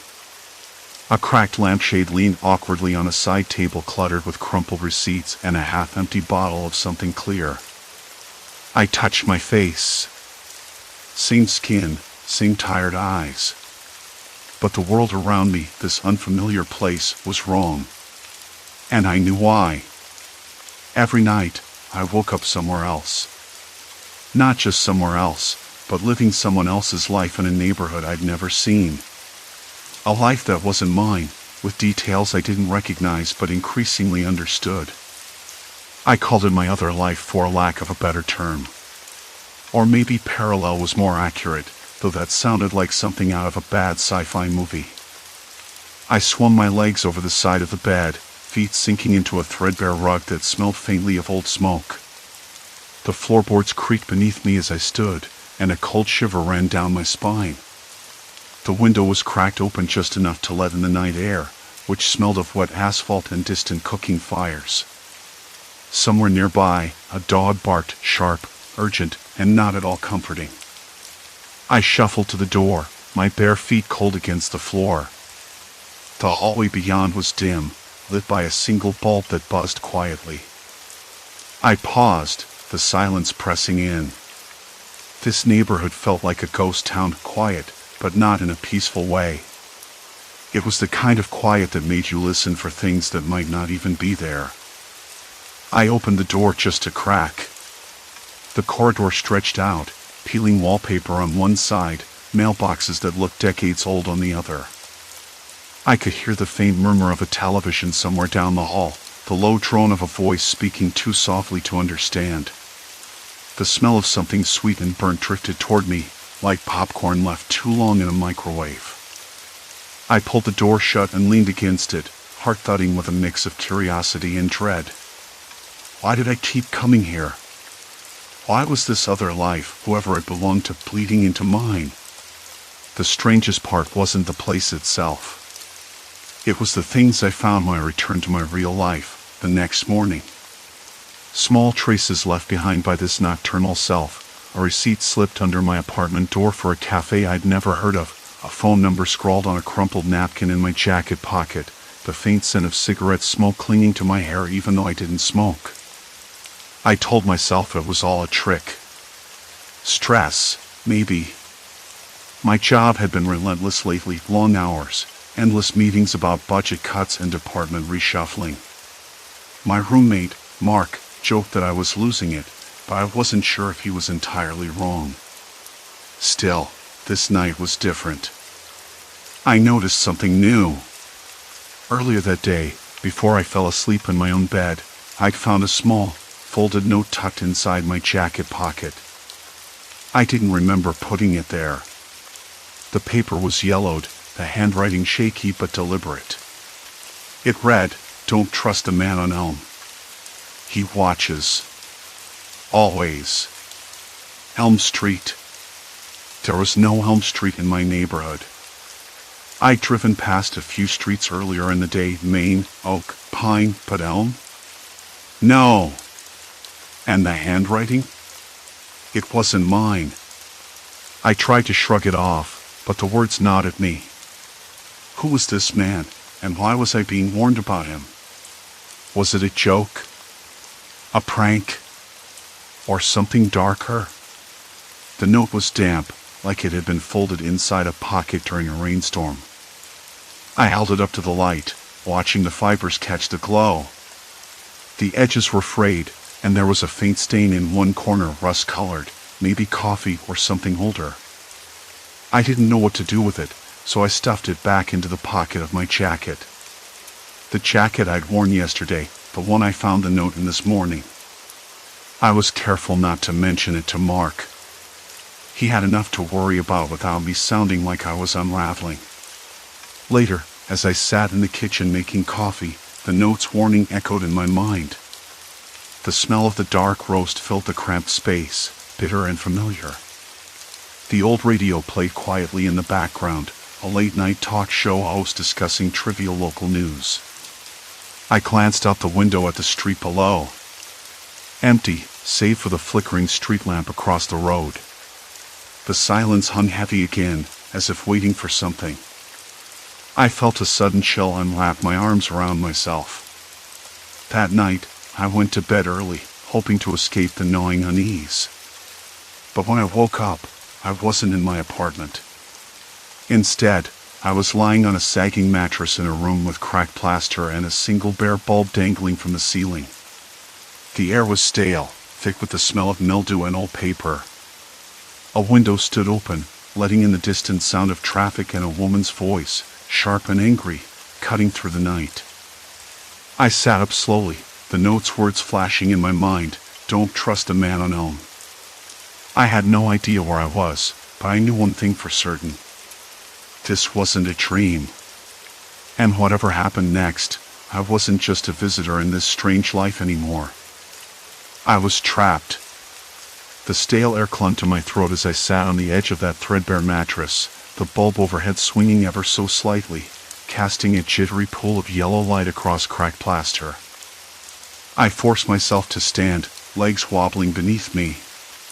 The room was pinched, smelled of damp and forgotten things. My fingers brushed against the rough plaster near the window. It crumbled beneath my touch, leaving a faint dusting on my skin. The open window let in a cold draft, carrying a faint scent of rotting leaves and something else I couldn't place. Something metallic, maybe. I knew there was no use sitting around, hoping this nightmare would unfurl itself into something comprehensible. I had to do something. Anything. The door creaked when I pushed it open, its hinges whining like a protest. The hallway beyond was narrow and dim, the wallpaper peeling in long strips, revealing uneven drywall beneath. The floorboards groaned underfoot, a tired building trying to hold itself together. Down the hall, I noticed a faint glow beneath another door. I crept closer, heart thudding against my ribs. The glow was from a crack in the door, a sliver of light from an old lamp inside. A muffled conversation drifted out, too low to make sense of, but the cadence suggested two voices. One male, deep and steady, the other female, sharper, quicker, like a snapping twig. I pressed my ear to the door, trying not to breathe too loudly, but the words were just out of reach. Then the male voice cut through with a laugh, a low, dry sound that sent a shiver through me. It wasn't a laugh of joy. More like the sort you hear when someone's holding back something dangerous. I stepped back, heart pounding, and moved down the hall toward the stairs. I needed to get out, to figure out where I was, but that voice, the man unknown, was right there, just behind that door. I couldn't shake the feeling that I was being watched, that the walls themselves were listening. The stairs creaked under my weight, leading down into a dimly lit basement. The air grew colder, heavier, smelling of mold and earth. I hesitated, then flicked the light switch. Nothing. The bulb was dead or disconnected. I fumbled for my phone, its screen a weak glow in the darkness. As I scanned the room, I spotted a small table cluttered with papers, a half-empty cup of cold coffee, and a stack of photographs. The photos were old, faded black and white images of the neighborhood, houses lined up in neat rows, but something was off. In every picture, a man stood in the shadows, always the same man, always watching. I pulled one closer, the edges brittle beneath my fingers. The man's face was obscured, but there was something familiar about the shape of his jaw, the tilt of his head. I squinted, trying to place him. Then a sudden realization hit me. He looked like me. A cold sweat broke on my forehead. Had I been here before? Was this my nocturnal self, the one living that other life? The thought twisted inside me, a knot of confusion and fear tightening in my chest. I flipped through the photos, each one more unsettling than the last. There were notes scribbled on the backs, messy handwriting I didn't recognize. Words like observe, wait, and don't interfere. I swallowed hard. This wasn't just some random nightmare. Someone was watching, planning something. And somehow, I was part of it. I heard footsteps above, slow and deliberate. Panic surged through me as I dropped the photos onto the table and scrambled toward the stairs. The sound of a key turning in the front door echoed through the house. I froze on the landing, breath shallow. Footsteps approached the basement door, then paused. I held my breath, the silence stretching taut between me and whoever was upstairs. "Hello?" came a voice, cautious but firm. "Is anyone down there?" I hesitated, then called out, voice cracking, "I'm here." "Don't come down." "Are you okay?" The voice softened. A woman's voice this time, gentle but edged with worry. I wanted to believe her, but I didn't dare trust anyone yet. "Who are you?" I asked. There was a pause. Then, "My name's Karen. I live here." You don't belong here, do you?" I swallowed the lump in my throat. "No, I don't." "Come up," she said quietly. "We need to talk. There's more to this than you realize." I glanced back toward the table, the photos still scattered beneath the flickering bulb. The cold draft from the window had turned into a biting chill. I had no choice. If I wanted answers, I had to step into the unknown. As I climbed the stairs, the door creaked open, and Karen appeared in the doorway, her eyes sharp, searching. She pulled me into the living room, where dust motes hung suspended in the weak lamplight, and the air felt thick with secrets. "We don't have much time," she said, voice low. "There's someone else here. Someone who's been following us for a long time. And they don't want you to find out what's really going on." I blinked, heart racing. "Who?" Karen shook her head. "I don't know yet. But you're not the only one waking up in someone else's life." The words hit me like a blow. A cold knot tightened in my stomach. Before I could ask more, the lights flickered and dimmed. A knock sounded at the front door, slow, deliberate, echoing through the quiet house. Karen's eyes met mine, wide and urgent. "We need to move. Now." Outside, the night had shifted. The street lamp across the road flickered again, casting long shadows. And somewhere beyond the cracked walls of this house, I could feel it, the gathering storm. The knock came again. I reached for the doorknob before I could talk myself out of it. Cold metal pressed against my palm, the paint peeling from years of neglect. The hallway smelled faintly of mildew and old smoke, the kind of smell you think you've scrubbed away but never really do. Outside, the street lamp flickered again, casting uneven light through the cracked glass. Shadows pulled like ink on the cracked sidewalk. When I pulled the door open, there was no one there. Just the empty street, the rustling leaves, and the distant hum of a car engine fading into the night. I blinked, scanning the dark. The air tasted sharp, like the ozone before a storm, and I swallowed hard. "Did you see anything?" Karen's whisper scraped against the silence. "No, nothing." But my voice felt hollow even to me. Something was wrong. Not just the knock or the empty street, but the way the night itself seemed to hold its breath. Karen closed the door and locked it. The click echoed louder than it should have. "They don't want you digging," she said, voice low. "But I still haven't told you the worst part." I leaned against the wall, the plaster rough beneath my fingers. "There's worse?" She nodded, eyes dark. "You can't run from this anymore. Not in your real life, not in the other one. The lines are blurring. You're losing control."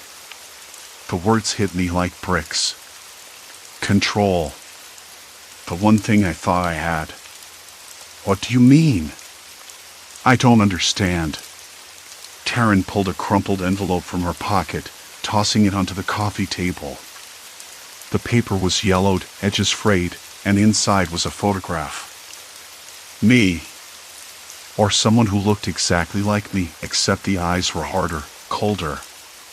The background was the same neighborhood I woke up in last night, but the street was unfamiliar, darker, more menacing. "That's you," she said. "Or what you did last week. Someone took this picture. Someone has been watching you when you're there." I stared at the photo, a sinking feeling tightening my chest. I wanted to reject it, to say it was a fake or a coincidence, but my hands trembled too much to lie. How is this possible? I don't remember any of it. Karen's face softened for a moment. "There's a reason." You're not just waking up in another life. You're being pulled into it. Manipulated. I swallowed, the taste of copper filling my mouth. By who? She shook her head. That's what we have to find out. But it's someone close. Someone who knows we're onto them. The room felt smaller suddenly. Like the walls were closing in, suffocating.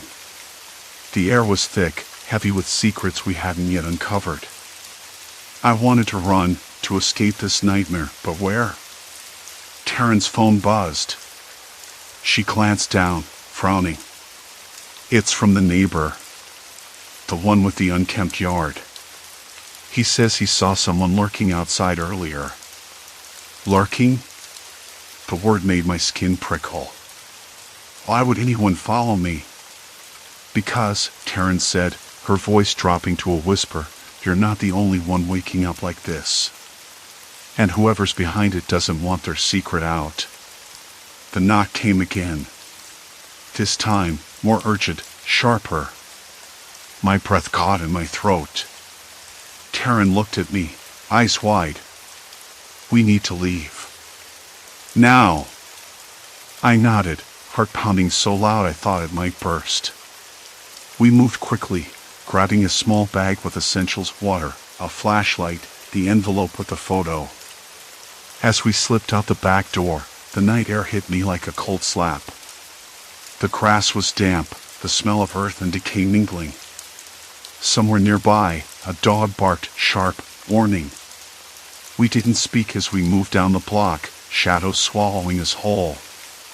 The street lamps flickered, some sputtering out, leaving patches of darkness. I kept looking over my shoulder, convinced someone was watching, waiting. I need to know, I said finally, voice barely audible. Who sent that photo? And why me? Taryn paused, eyes scanning the empty street. Because you're the key. Or at least, they think you are. But the truth is worse. They don't just want to watch. They want to control. Control what? I asked, the walls of my reality crumbling. Her gaze locked onto mine. Your memories. Your choices. The life you think is yours. The thought made my stomach twist. If someone was manipulating my memories, my identity, then what was real? What was left of me? A sudden noise, a scraping sound made us both freeze. From an alleyway, a figure stepped out. Tall, lean, face obscured by shadow. No friendly greetings. No explanations. Just silence. Taryn tightened her grip on my arm. Run. We broke into a sprint, the uneven pavement pounding beneath our feet. The figure moved too fast, slipping behind us like a predator. My lungs burned, legs trembling, but I didn't dare look back. At the corner, Taryn pulled me into a narrow doorway. We pressed against the cold brick, listening. The footsteps stopped, then faded. Silence. Complete silence. I gasped, trying to catch my breath. Who was that? Taryn shook her head, voice low. Someone who knows we're onto them. Someone who won't let this go. I realized then that whatever this was, it wasn't just about waking up in another life anymore. It was about losing myself completely. About a trap I was walking into without even knowing it. We can't go back, Taryn said, her eyes glinting with a mix of fear and determination. Not to that house. Not to your life. Once you cross this line, there's no turning back. Her words settled over me like a shroud. I looked down at the photo again, the hard eyes staring back. The night stretched out before us, dark and unyielding. And I understood. I wasn't just a victim anymore. I was part of something much bigger. Something I had no idea how to fight. But fight I would. Because if I didn't, I'd lose everything, not just my nights, but my days, my memories, maybe even myself. The storm was coming, and I was standing right in the middle of it.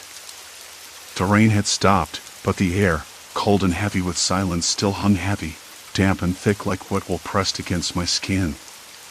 Taryn stood close, her shoulders stiff, eyes darting toward the darkened houses across the street. If we keep going, we're walking right into the lion's mouth, she said quietly. Her voice had that brittle edge, the kind that comes from knowing there's no turning back and still having to move forward. I nodded, though my throat was tight, voice caught somewhere between disbelief and resolve. You sure about this? I asked, trying to keep my voice steady. Because once we go back to that house, I don't think it's just my nights that'll be stolen.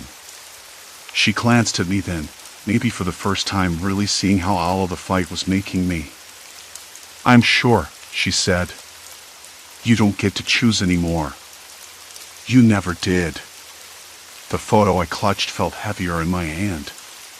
The same hard eyes, the same face I'd been running from in my dreams, and now, in waking life too. The kind of face that didn't just watch you but measured you, like you were a puzzle piece to be twisted until you fit. We crossed the street without looking back. The uneven pavement was slick beneath our feet, each step echoing louder than it should in the empty neighborhood. Houses stood like silent witnesses, their windows dark except for the occasional flicker of a television or the faint glow of a night light.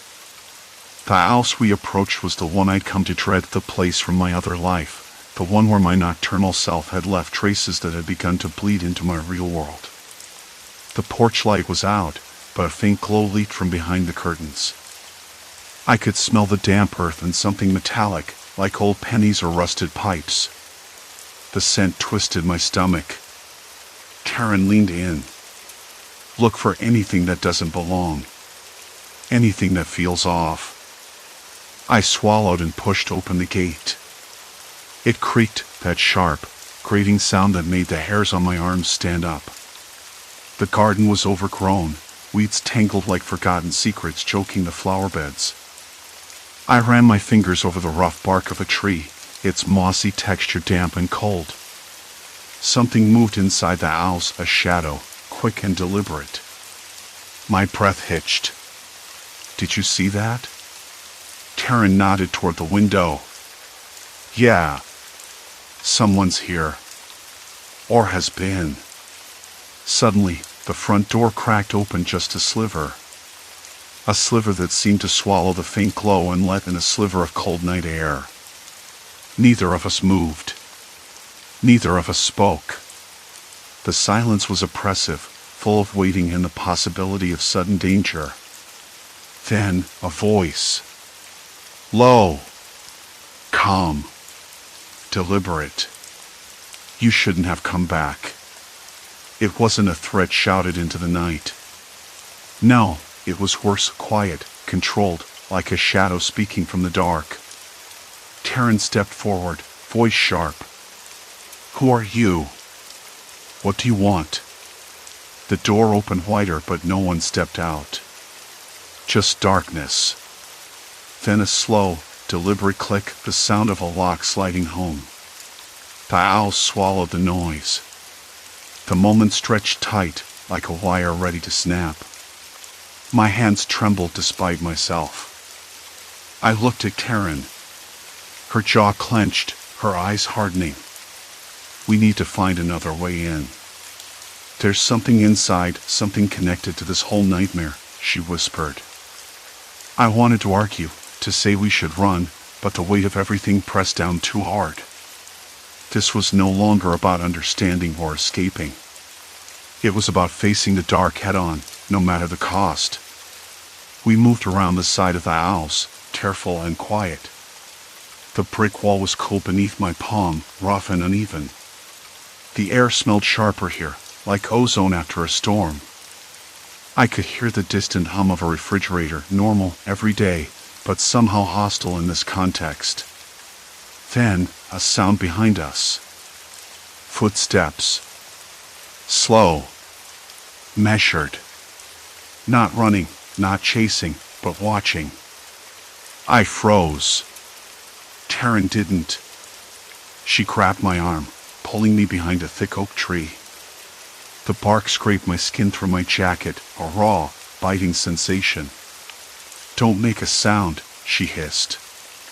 The footsteps stopped, then shifted, moving around the corner. The crunch of gravel against rubber soles faded into silence. I swallowed the lump of panic growing in my throat. My pulse was a frantic drumbeat in my ears, drowning out everything else. "Whoever this is," Taryn said, "they're not just playing games. They want to control this us, you." She looked me in the eyes. "And they're willing to wait you out." That hit harder than anything else.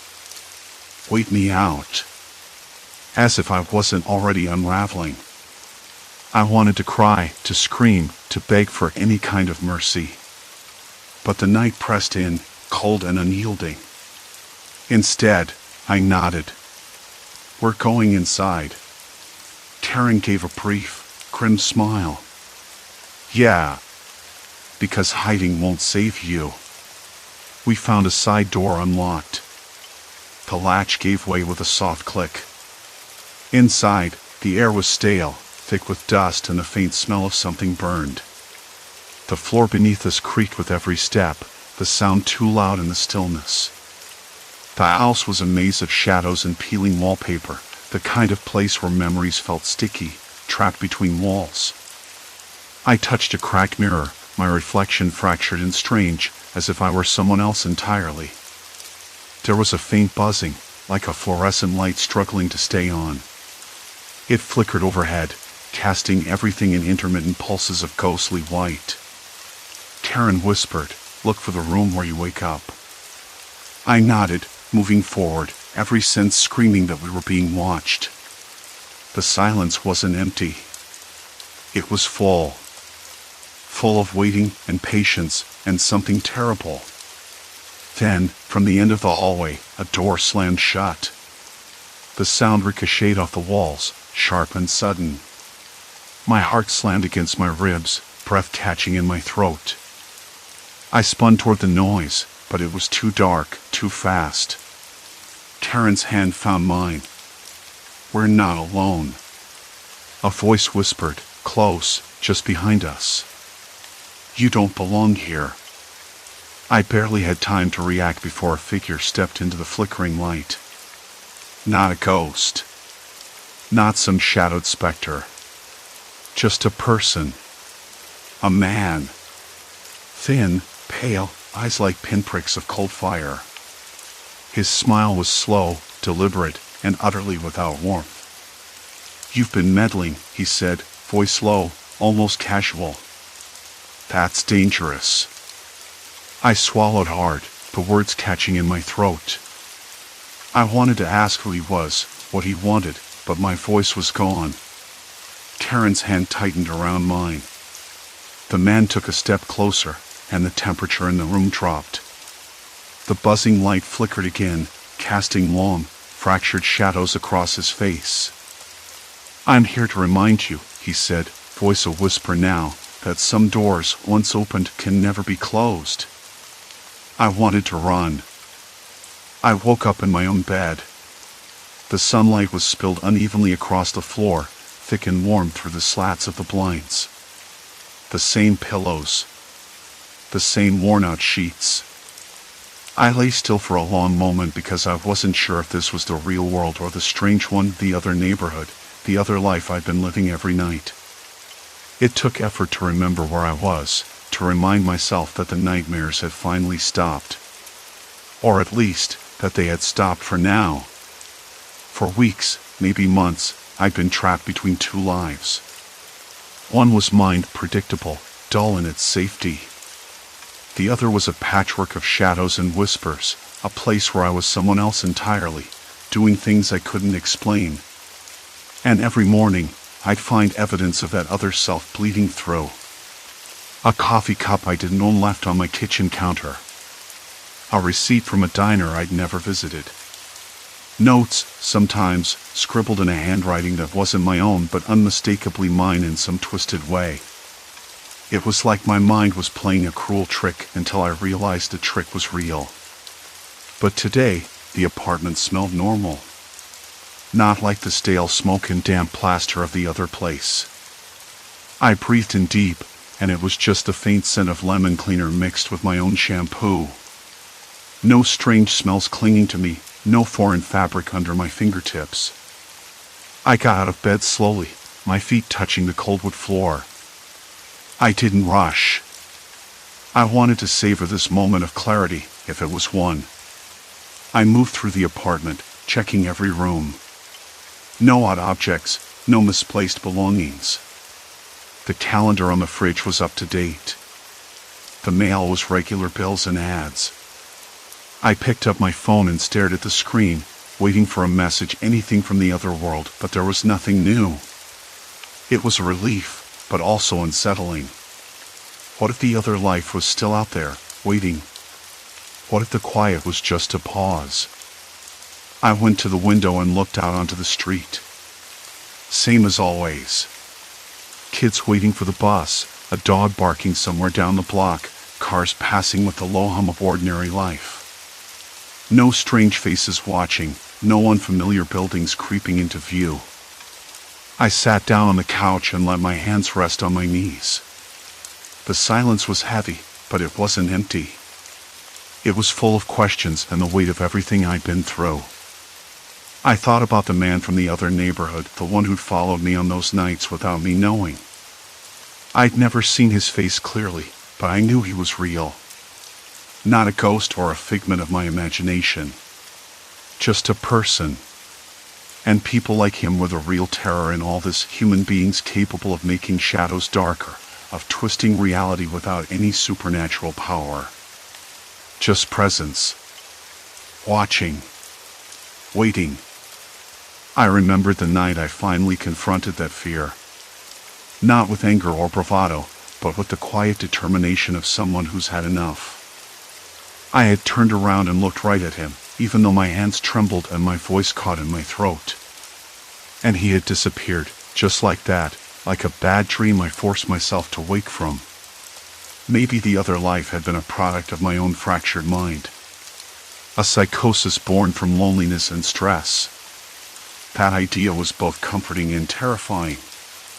If it was all in my head, what did that say about me? How much of myself had I lost in those nights? How much was broken beyond repair? I stood and walked to the kitchen, pouring myself a glass of water. The cold liquid slid down my throat, steadying me. I looked at my reflection in the window glass. The face staring back was tired, yes, but also clearer somehow. Less haunted. I picked up the small notebook I'd found in the other apartment, the one filled with scribbles and lists and fragments of that other life. I'd kept it hidden, unsure whether to destroy it or study it. Now, I flipped through it one last time, tracing the shaky lines with my finger. There were no answers there, only fragments. Names, places, odd phrases. But no ghosts. I closed the notebook and set it on the table. It was time to let go. Later that afternoon, I walked to the park near my apartment. The grass was damp from recent rain, and the air smelled fresh, like earth and growing things. Children played on the swings, their laughter light and carefree. I sat on a bench, letting the sun warm my skin. I thought about the people I'd met in the other life, strangers who had no idea I existed but whose lives had somehow entangled with mine. I wondered if they noticed the cracks, the moments when I slipped away, or if I was just a ghost passing through their days. A woman with a stroller passed by, smiling at her child. Her eyes met mine briefly, and I smiled back, feeling a small, unexpected connection. It wasn't much, but it was real. I pulled out my phone and called my sister. We hadn't spoken in weeks, not since all this had started. I was afraid she'd think I was losing it, but I swallowed the fear. "Hey," I said when she answered, my voice rough but steady. Hey, I was wondering when you'd call, she said, surprise and relief mingling in her tone. We talked for a long time. About everything and nothing. About the weather, about work, about old memories. I told her I wanted to come home, to see her and my parents again. She said she'd be waiting. After the call, I felt lighter. Like I was reclaiming a part of myself I'd lost somewhere between those two worlds. That night, when I went to bed, I was afraid the other life would pull me back. That I'd wake up in someone else's skin again, trapped in that endless loop. But sleep came quietly, without resistance. I dreamed, but the dreams were fragments of my own memories, a picnic by the lake, my mother's voice singing softly, the smell of my father's old leather jacket. Nothing strange. Nothing dark. When I woke, it was morning in my own world. The sunlight was soft, the air cool but inviting. I rolled over and smiled, even though my hands were still a little shaky. I was tired. I was bruised in ways I couldn't see. But I was here. Finally. I got out of bed and opened the window. The city was waking up, noisy and alive and imperfect. I breathed it in, the sound of a distant siren, the scent of brewing coffee from a nearby cafe, the rough feel of the window frame under my fingertips. No shadows. No other lives. Just me. And that was enough. Story 4, Temporal Detour, Lost in a Haunted Past. I never liked mornings much. It was a building. I swear it wasn't there yesterday. Or maybe it was, but I had never seen it before. A squat brick structure, something that looked like it belonged 50 years ago, with peeling paint and a faded sign that read Miller's Hardware. I glanced around. The street was the same, familiar enough, with the cracked sidewalks and the old lampposts, but this building didn't fit. I stopped. Something about the way the morning light hit the windows made me blink twice. The glass was grimy, the kind that catches dust in the crevices and never quite lets go. I could smell the faint scent of rust and oil, as if the place had just been open after a long sleep. But I had never walked this route differently before. I'm not the sort of person who notices small changes. Routine is my anchor, and I stick to it like glue. Yet here I was, standing on a corner that didn't belong to the map I carried in my head. I shook it off and kept going, telling myself it was a trick of light or maybe some new construction project I hadn't heard about. The city was always shifting in its own quiet way, after all. New cafes opening, old shops closing. I never liked change, but I tolerated it. Then I saw the people. Not many. Just a few, scattered here and there, but they looked different too. Their clothes were older. Not vintage exactly, but from a time I only recognized from faded photographs in history books. Men in wool coats and hats, women in skirts that fell just below the knee, their hair pinned up tight. One man stood by a newsstand reading a paper with large, bold headlines that I couldn't quite make out from where I was. I blinked quickly, thinking maybe I caught a glimpse of a film crew or some sort of historical reenactment. But no cameras, no crew. Just them. I felt a chill, the kind that creeps up your spine and settles like a weight. I wanted to turn back, to find the familiar street where the cafe with the chipped blue door stood, where I always stopped for a black coffee and a bagel. But I couldn't. The path ahead was pulling me forward, my feet moving without permission. I passed by a small square where children played, but their games were quiet, almost rehearsed. No laughter, no shouts. Just the faint scrape of shoes on gravel and the low murmur of voices. I caught a fragment of conversation, something about a fire, a family, a lost dog. The words hung in the air, heavy and sad. A woman looked at me then, her eyes sharp and curious. She wore a faded green dress and clutched a basket tightly. For a moment, I thought she might say something, but she only tilted her head and disappeared into the mist that was gathering along the street. Mist. That was new. The air grew colder, damp settling deep into my clothes.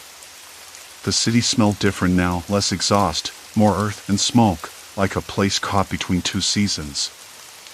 I shivered, but I didn't stop. I wanted to believe it was all a trick. Maybe I was imagining things. Maybe I'd slept poorly, or the early morning had warped my senses. But the details were too sharp, too real. And then I saw the posters. Tacked to a lamppost was a yellowed piece of paper, edges curling and brittle. The print was dated 1947. Missing child, Evelyn Parker, last seen near Mill Street. The name rang faint bells in my mind, echoes of something I'd read once, or maybe heard in passing on a late-night podcast about local history. My hands trembled as I reached out to touch the paper. The texture was rough, the glue sticky under my fingers. I tore it loose and folded it carefully, slipping it into my coat pocket, a strange keepsake from a time that wasn't mine. The city around me seemed to hold its breath again. Silence. Complete silence. No cars, no footsteps, no birdsong. Just the distant clatter of something heavy being dragged along the cobblestones. I turned sharply, heart thudding against my ribs.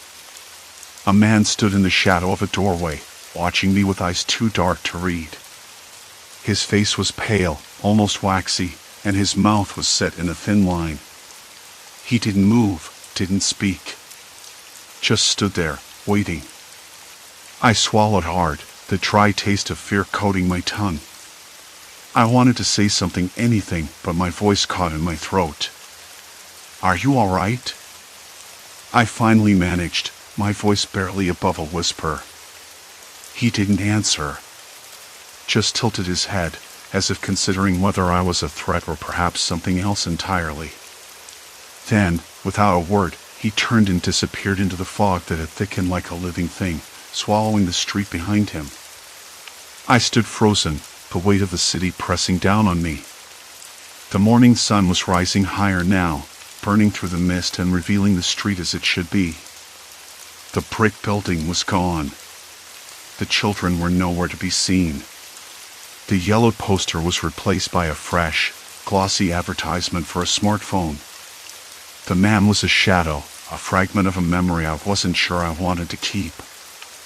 I checked my watch. The date was right. The year was right. But I knew, somehow, that something was terribly wrong. I walked on, trying to shake the feeling, but every step felt heavier than the last. The city was changing, shifting under my feet, and I was caught in the middle of a story no one else remembered. And I had no idea how to escape. The morning light was thinner than usual, pale and hesitant, like it wasn't sure it wanted to reveal what was waiting in the streets. I pulled my coat tighter around me and started walking, retracing my steps along the route I'd taken so many mornings before. I needed answers, or at least some kind of pattern. If the city was shifting, if those ghosts from decades ago were appearing for real, then maybe, just maybe, I could catch a thread and follow it. The first strange thing was the smell. It was faint at first, like burnt sugar mixed with damp earth, but as I moved through the narrow alley behind the coffee shop on 7th, it grew stronger, thickening the air until I had to stop and breathe through my mouth. I glanced around, expecting to see some old bakery or factory that might explain the scent, but the alley was empty except for a stray cat that darted away, startled by my sudden stop. I reached into my pocket and pulled out my phone, ready to take a picture, but the screen flickered and went dark. That was new. I tapped it a few times, cursed under my breath, then gave up and stuffed it back. Technology seemed to glitch around these moments, like reality was fraying at the edges. A few blocks later, I found myself standing in front of a building that definitely wasn't there yesterday, or at least, not in this form. The facade was worn, bricks chipped and stained with decades of grime. A faded sign read Anderson's Hardware, the peeling paint barely legible. I'd walked this street hundreds of times, and I was certain this place had long since been converted into apartments. Curiosity pushed me forward. I pressed my palm against the rough plaster, feeling the uneven surface beneath my fingers. The coldness seeped through my skin, and I caught the faintest vibration, like a low hum, maybe just the city's usual background noise, or maybe something else. I couldn't tell anymore. The door creaked open almost immediately when I reached out to try the handle. Inside, the air was heavy with dust and something else, a metallic tang that made the back of my throat tighten. The floorboards groaned under my weight as I stepped in. My footsteps echoed in the narrow space, swallowed quickly by shadows that clung to the corners. I wasn't alone. A voice, low and hesitant, came from the back room. "Can I help you?" I froze, my breath catching. The voice was rough, older than anyone I usually heard around here. I cleared my throat and called out, I'm sorry. I thought this place was abandoned." There was a pause. Then footsteps, slow, deliberate, approached. A man appeared, his face lined with years and worry, wearing a faded cap and a threadbare coat. He looked at me like I'd stepped out of a dream. "You shouldn't be here," he said. "I'm sorry," I repeated. "I'm not sure where I am, exactly. This building, it's not supposed to be here, is it?" He frowned, eyes narrowing. "Not anymore. But that don't mean it's gone." He motioned toward the back room. "Come. Sit." I hesitated, then followed him inside. The room was cramped, lit by a single bare bulb that flickered unevenly. Old tools hung on the walls, a workbench cluttered with rusty nails and faded blueprints. There was a smell of oil and old leather, something oddly comforting despite the decay. "What is this place?" I asked. He shrugged. "Used to be the heart of this neighborhood. Anderson's Hardware. Family run since the early 30s. Closed down in 72 after the fire." "A fire?" I echoed. The word snagged on my tongue. I'd read about a fire decades ago, one that had torn through this part of the city, leaving scars no one wanted to remember. He nodded. "Took a lot with it. Lives, homes. But people don't like to talk about it. Too painful." I swallowed hard, the weight of the unspoken pressing down on me. "I'm seeing things," I said quietly. "Buildings and people from the past. I don't know why, but I think these memories are replaying around me." The man's eyes flickered with something I couldn't place. "You're not the first," he said. "But most don't last. The city doesn't like to be remembered." I blinked. "What do you mean?"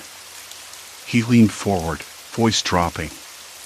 "There's a reason the fire's gone unmentioned. The people who were lost. Some never got justice. And some folks want it that way." My stomach twisted. I'd felt it, that invisible pressure, the weight of secrets buried beneath layers of time and silence. "So, the city's trying to forget. Or forcing you to forget," he said. "Until it's too late." The room grew colder, the flickering light casting long shadows that seemed to pulse with their own life. I felt the sweat bead on my forehead, my hands trembling slightly. This wasn't just about memories. It was a warning. "Why are you telling me this?" I asked. He hesitated, then reached into his coat pocket. He pulled out a folded piece of paper, yellowed and fragile. "Because you're stuck in it now. And if you want out, you'll need to understand what happened. Not just the fire, but before. What led to it. Who was hurt. Who was silenced." I took the paper, my fingers brushing the rough edges. The writing was cramped, a list of names and dates, some crossed out, others underlined. At the bottom, a single word, remember. I looked up to ask more, but the man was gone. No footsteps, no door creak, just empty space where he'd been moments before. The air felt heavier, thicker, as if the room itself was holding its breath. Outside, the city was waking. The streets were filling with people oblivious to the ghosts that lingered just out of sight, their conversations blending into the hum of a world that moved too fast to notice the cracks beneath its surface. I folded the paper carefully and slipped it into my pocket. The hardware store was gone again, replaced by the gleaming glass facade of a bank. The scent of burnt sugar was gone too, replaced by the faint aroma of fresh coffee from a nearby cafe. I was alone, but not really. The city's past was alive, and it wasn't done with me yet. As I walked back toward the river, my mind raced. The list of names. The fire. The silence. I could feel the weight of those forgotten stories pressing against my ribs, making it hard to breathe. I needed to find out more. There had to be records, newspapers, something that could fill in the gaps. But every step I took toward the present felt like walking deeper into a trap. When I reached my apartment, the walls felt thinner, the shadows longer. My phone buzzed on the table. A text from an unknown number. Stop digging. Some things are better left buried. I stared at the screen, a cold shiver running down my spine. And now, I was part of the story. The message on my phone glowed in the dark like a warning beacon. Stop digging. Some things are better left buried. I stared at it for what felt like forever. The words weren't just typed, they were carved, heavy and cold. My fingers trembled as I locked the screen and shoved the phone face down on the kitchen table. I wanted to believe it was a prank, some cruel joke from a stranger. But the timing? The way it landed right after everything else. No, this was real. Too real. I sat there, the hum of the city muffled through the thin walls, and I could almost hear the past whispering, just beyond reach. The smell of burnt sugar from earlier had vanished, yet I could still taste its bitterness on my tongue, like a warning I hadn't quite understood yet. I rubbed my eyes and leaned back, trying to piece together what I knew and what I was still missing. The hardware store. That list of names. The fire. The silence that followed it like a shroud. Each step I took yesterday felt like sinking deeper into a quicksand pit I couldn't see. The city wasn't just showing me history, it was replaying tragedies no one alive remembered, dragging me into the middle of them. And now, someone was telling me to quit. But how do you quit when quitting means forgetting? When forgetting means losing yourself? I didn't sleep. Not really. I kept the blinds open, letting the streetlights spill into my apartment like cold liquid. The dark felt too thick, too full of waiting.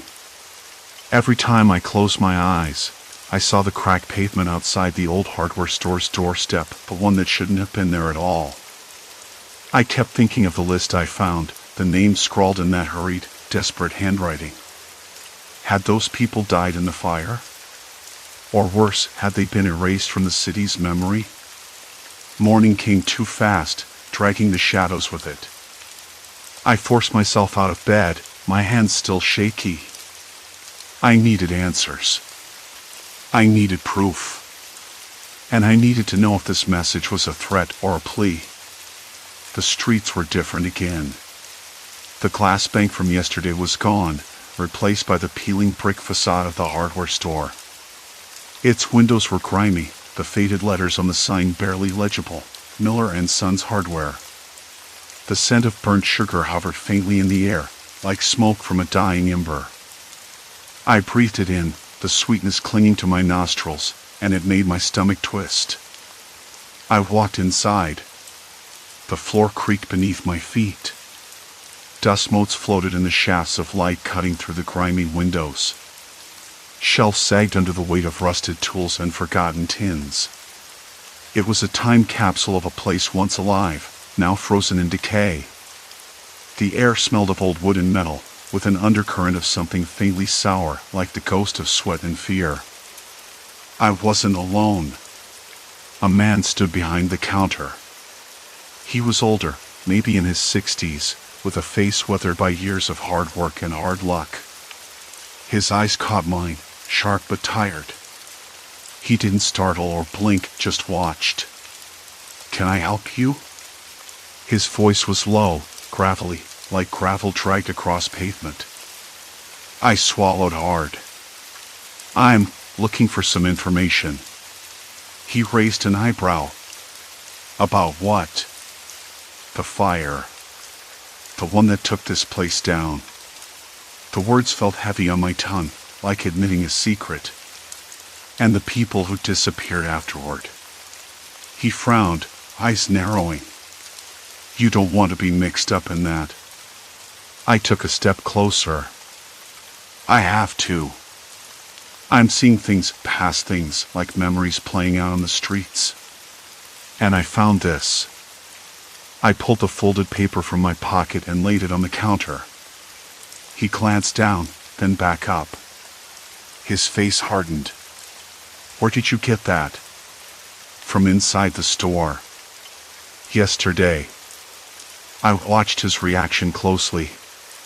His hands trembled slightly as he reached forward, but he didn't touch the paper. He sighed, a sound like wind through dead leaves. "You've gone too far. There's no turning back." The words hit me like a punch. I blinked, heart pounding. "What do you mean?"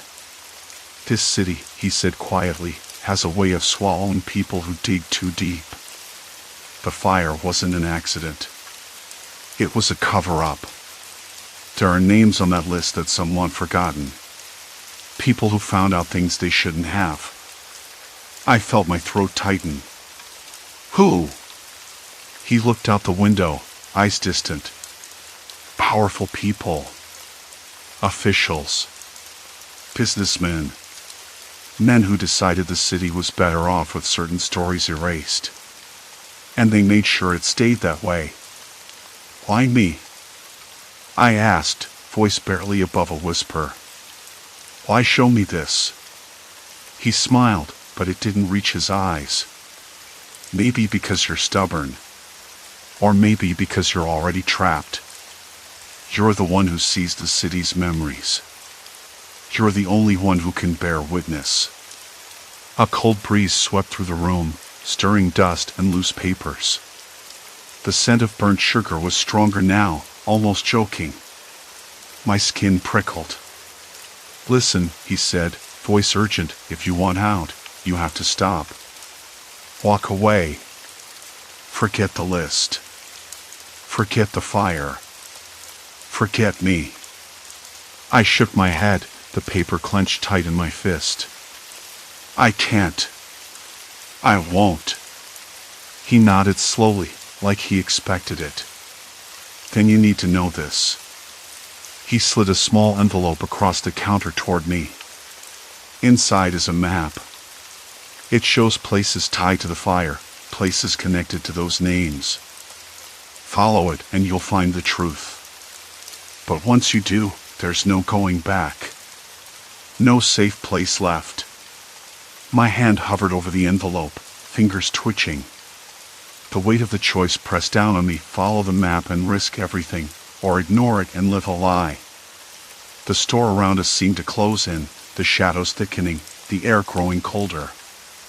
Outside, I heard the distant wail of a siren, but it felt out of place, like a soundtrack for a story that wasn't mine to tell. I looked up at the man again. "Who are you?" He met my gaze, steady now. "Someone who lost everything to the city's silence. Someone who hopes you won't." I took the envelope. The paper inside was yellowed and brittle, but clear, a hand-drawn map with cryptic landmarks and scribbled notes. I folded it carefully and slipped it into my jacket pocket. As I turned to leave, The man's voice stopped me. Be careful. The city watches. And it never forgets. Outside, the street had shifted again. The hardware store faded, replaced by a narrow alley lined with brick walls scarred by time and neglect. The burnt sugar smell was gone, replaced by the sharp sting of damp concrete and something metallic, old blood, maybe, or rust. I stepped forward, the envelope burning in my pocket, and realized this wasn't just a walk anymore. It was a descent. The point of no return. And I was already past it. The alley swallowed me whole, its walls closing in like the pages of a book I didn't want to read but couldn't put down. I glanced at the map again, careful not to pull it out too quickly. The landmarks made no sense: the widow's window, whispering steps, the lost lantern. Each name felt like a riddle, a breadcrumb meant to lead me deeper into the city's forgotten wounds. I didn't want to believe the man's warning, but the city watching? That felt less like a metaphor now and more like a fact. I could hear it, the distant rumble of footsteps that didn't belong to anyone nearby, the soft scrape of boots on broken brick, the faint murmur of voices just beyond the corner of my hearing. I stopped at the mouth of the alley and looked back. The street I'd come from was gone. The hardware store, the burnt sugar scent, the man with hollow eyes, all vanished, replaced by a fading fog that blurred the edges of my vision. I tried to shake off the growing sense of being watched. The city had a memory, the man said. But what kind of memory traps you in a loop of tragedy? I forced myself forward. Near the bottom of the alley, the air thickened. I felt it settle over my skin, a humid weight that made the hairs on my arms stand at attention. The walls were pockmarked with graffiti, faded slogans, and dates from decades past. One caught my eye. Remember June 72. A date that meant nothing to me yet, but something about it pulled like a magnet. A sudden noise, a sharp clatter from a rusted metal dumpster, made me jump. My breath hitched, and I pressed my back against the wall, heart hammering. The sound repeated, rhythmic now, like someone dragging a chair across the ground. I scanned the alley but saw nothing. No figure stepped into view, no shadow moved. I told myself I was imagining it. The city had to be empty at this hour. Then a voice, low and almost a whisper, spoke behind me. You're not supposed to be here. I spun around. No one. The alley was empty, save for the trash and the lingering smell of damp plaster. My hands trembled, fingers brushing the map still folded in my pocket. I wanted to bolt, but curiosity held me rooted. Who's there? I called out, voice cracking. Silence. Complete silence. I forced a laugh, bitter and dry. Great. Talking to myself now. A few steps ahead, a flickering light caught my eye, an old street lamp struggling against time's decay. Its weak glow cast long, twitching shadows that danced on the brick walls. The light was unreliable, but it illuminated a narrow stairway descending into darkness. The map had a marking nearby, the whispering steps. Could this be it? My fingers brushed the rough plaster of the wall as I descended. The air grew colder, stale with the faint odor of mildew and human neglect. The stairs creaked beneath my weight, each groan echoing in the hollow space. Halfway down, the silence broke again, this time with soft, almost inaudible footsteps below. I stopped, held my breath. The footsteps paused. Then a voice, clearer now, but muffled as if coming from a thick curtain of air. You shouldn't see this. I swallowed hard. The voice was female. Young. Afraid. I wanted to call out, to say I wasn't here to hurt anyone, but my mouth felt dry, stuck. The weight of the city's past pressed on me, thick and suffocating. At the bottom of the stairs, I found a small, dimly lit corridor. The walls were lined with peeling paint and cracked tiles. Somewhere close, a dripping faucet added a steady rhythm to the silence. The air was colder here, and I could taste the iron tang of something old and bitter at the back of my throat. Ahead, a door stood ajar, its hinges squeaking softly with the occasional breeze. The voice came again, clearer now. "Go back." I hesitated. The envelope in my pocket burned like a brand. I reached for the door and pushed it open. Inside was a room frozen in time. Dust motes floated in the weak light, settling on overturned chairs and cracked picture frames. On a table, a faded photograph caught my children laughing in a sunlit park, decades ago. The edges were curled, the faces blurred but unmistakably real. I recognized one child.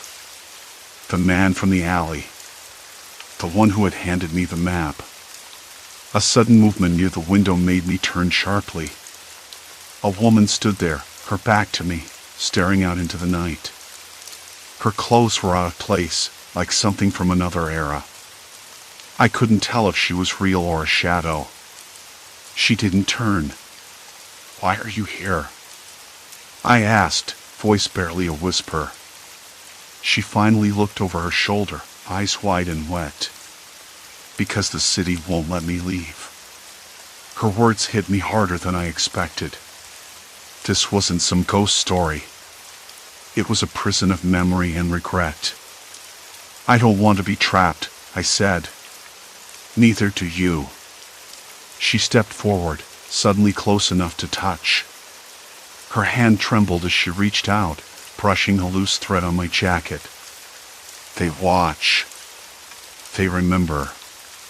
And if you try to tell, they find you." The room seemed to close in. My skin prickled with cold sweat. The woman's eyes held a warning that cut through the fog of confusion. "I'm not afraid," I lied. She smiled then, a sad, broken thing. "You will be." A noise behind me made me whip around, a door slamming somewhere down the hall, the echo bouncing off the walls like a gunshot. The woman vanished as if she'd never been there at all. I was alone again. But the city hadn't stopped watching. My breath came in short bursts. The map felt heavier than ever. The markings, the voices, the warnings, they all meant something I hadn't yet grasped. And now, more than ever, I knew this wasn't about wandering forgotten streets. It was about surviving what lurked within them. I clenched my fists, fighting the urge to run, to escape the labyrinth of time and memory that threatened to swallow me whole. Because whatever this place was, it was no longer just history. It was a trap. And I was the prey. The city was quiet before dawn when I stepped out. The air was sharp, a faint chill slicing through the fabric of my jacket. My shoes scuffed the cracked pavement, the sound unnervingly loud in the stillness. I hated mornings like this, too much silence, too much waiting for things to shift. But I had learned to expect it.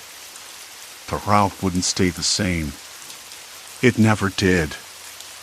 I didn't want to believe I was losing my mind, but after weeks of waking to streets and faces I couldn't place, scenes from a past that never aligned with the present, it was becoming impossible to deny. Today, though, felt different. There was a heaviness in the air, like the city was holding its breath, waiting for something to break the pattern. I rounded the corner onto Maple Street, the one that had been my anchor since I moved here. Only it wasn't the Maple Street I remembered. The modern brick storefronts had vanished, replaced by weathered wooden facades and hand-painted signs. A streetcar clattered past, rattling the tracks in a rhythm that felt both foreign and achingly familiar. The smell of coal smoke hummed thick, filling my lungs with an acrid sting. I stepped closer to a shop window. The glass was grimy, smudged with years of neglect, but inside, mannequins dressed in outdated fashions posed stiffly. A woman's face caught my eye, a reflection or a ghost. The line blurred until I couldn't tell. Her eyes looked back with an intensity that clawed at something buried in me. "Excuse me," I heard a voice say, low and cautious. I turned toward the sound. A man, wearing a threadbare suit and a hat pulled low, stood uncertainly a few feet away. His breath spiraled in the cold air like smoke. "You're not from around here, are you?" he asked. I hesitated. "No. Just passing through." He gave a small, sad smile. "Not many strangers come this way anymore. Even fewer stay." There was a weight behind his words, something more than mere loneliness. I wanted to ask him what he meant, but the moment slipped away. Nearby, a group of children chased one another, their laughter thin and brittle, as if strained through time. Their clothes were faded, patched, from a century ago. I swallowed hard, the cold turning my mouth dry. The street had shifted again, an old newspaper stand stood where a modern cafe should have been. Headlines screamed of a disaster, the words blurred but the date clear, 1923. My legs moved without my consent, pulling me toward the newsstand. The vendor, a hunched man with tired eyes, looked up as I approached. "You shouldn't be here," he said quietly. "Where is here?" I asked, voice cracking. His gaze dropped to the papers. The day before it all fell apart. I didn't need more explanation. The city's forgotten tragedies weren't just stories playing out, they were traps. Echoes that didn't fade because no one had survived to remember them. No one but me. The vendor's eyes searched mine. "You're caught in it, aren't you?" I nodded, swallowing a lump that wouldn't budge. "Then you have to make a choice." His voice was rough, but steady. "Watch and suffer, or find a way to break the cycle." I wanted to tell him I didn't understand. I wanted to scream that this was impossible. But the truth pressed down like lead in my chest. I had to find a way out. The street blurred again, the edges of buildings melting into the gray dawn. When the world snapped back, I was standing in front of an old hospital, its windows boarded and dark. A nurse in a starched uniform hurried past, clutching a bundle of papers. Her face was pale, eyes wide with fear. I followed, the weight of her footsteps beating against the pavement like a countdown. She ducked into the hospital, disappearing into the shadows. I hesitated, then followed. Inside, the air was stale, thick with the smell of disinfectant and something else, something metallic and sickening. The corridors stretched endlessly, echoes of footsteps and distant voices bouncing off the walls. I could hear the faint murmur of a radio, crackling with static and fragmented news bulletins.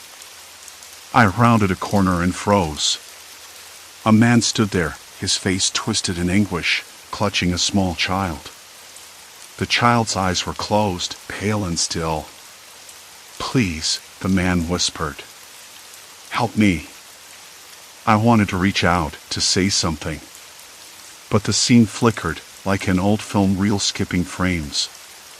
The man vanished, replaced by silence so thick it pressed against my eardrums. I stumbled back, heart hammering. The hospital melted away, replaced by the familiar cracked pavement of Maple Street once more. The city was waking up now, cars hummed, the scent of brewing coffee drifted from open windows, and somewhere nearby, a dog barked. I leaned against a lamppost, hands trembling. The weight of what I'd witnessed settled on me.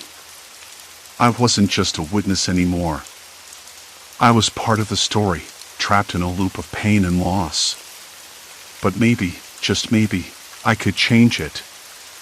I spent the next hours retracing my steps, piecing together fragments of the past. Names, faces, places, each a thread weaving into the tapestry of the tragedies that had scarred this city. The more I learned, the heavier it felt, but also clearer. As dusk fell, I found myself standing in front of an old community center, its paint peeling and windows shuttered. A crowd had gathered once, I realized, a gathering that had ended in heartbreak. I closed my eyes, breathed in the cool evening air, and spoke aloud to the ghosts. I see you, I said. I remember. No answer came, only the rustle of leaves and the distant hum of the city moving forward. But something shifted. The air lightened, just a fraction. The buildings around me softened, their edges less jagged. When I opened my eyes, I was back on my original route, the present-day city stretching ahead. No flickering streetcars, no faded faces. The sun dipped below the horizon, casting long shadows that felt less like chains and more like paths. I didn't know if the city would forget again, if the cycle would start anew tomorrow. But for the first time since this all began, I felt a quiet resolve. The past was there, etched deep into these streets, but it didn't have to define me. I walked on, the weight in my chest easing with every step. The city's stories were mine to carry now, not as a prisoner, but as a guardian. And maybe that was enough. Story 5, Forest Unmade, When Trails Disappear. The first time I noticed something was off, I was halfway up the ridge, my boots crunching dry pine needles as a stiff breeze rattled the branches overhead. I know how that sounds. Trees shift, trails erode. Nature does its thing. But something about this felt deliberate, like the forest was rearranging itself just out of view. The kind of thing you don't notice until it's too late. I pulled my jacket tighter against the cold, though the sun was still high and warm. The wind seemed to carry a whisper, or maybe it was just the leaves. I tried not to think about it, focusing on the rhythm of my steps, the steady beat of breath and footfall. I'd been hiking these mountains since I was a kid. I should have known better than to let my mind wander into suspicion. Yet the feeling grew, a quiet knot tightening in the back of my neck. That evening, I camped near a small, forgotten clearing where the ground was soft and mossy. The sky was clear, stars burning cold and distant overhead. I lay back, listening to the forest exhale, branches creaking, the occasional hoot of an owl, the scurrying of small creatures. It was peaceful, almost too peaceful. I told myself I was just tired, maybe a little jumpy from the solitude. But sleep came reluctantly, the rhythm of the woods a low hum at the edge of my hearing. Morning brought a fog that clung to the underbrush like a damp blanket. I packed up slowly, the chill seeping into my bones despite 3 layers of clothing. The trail ahead was slippery with dew, the earth soft and spongy beneath my boots.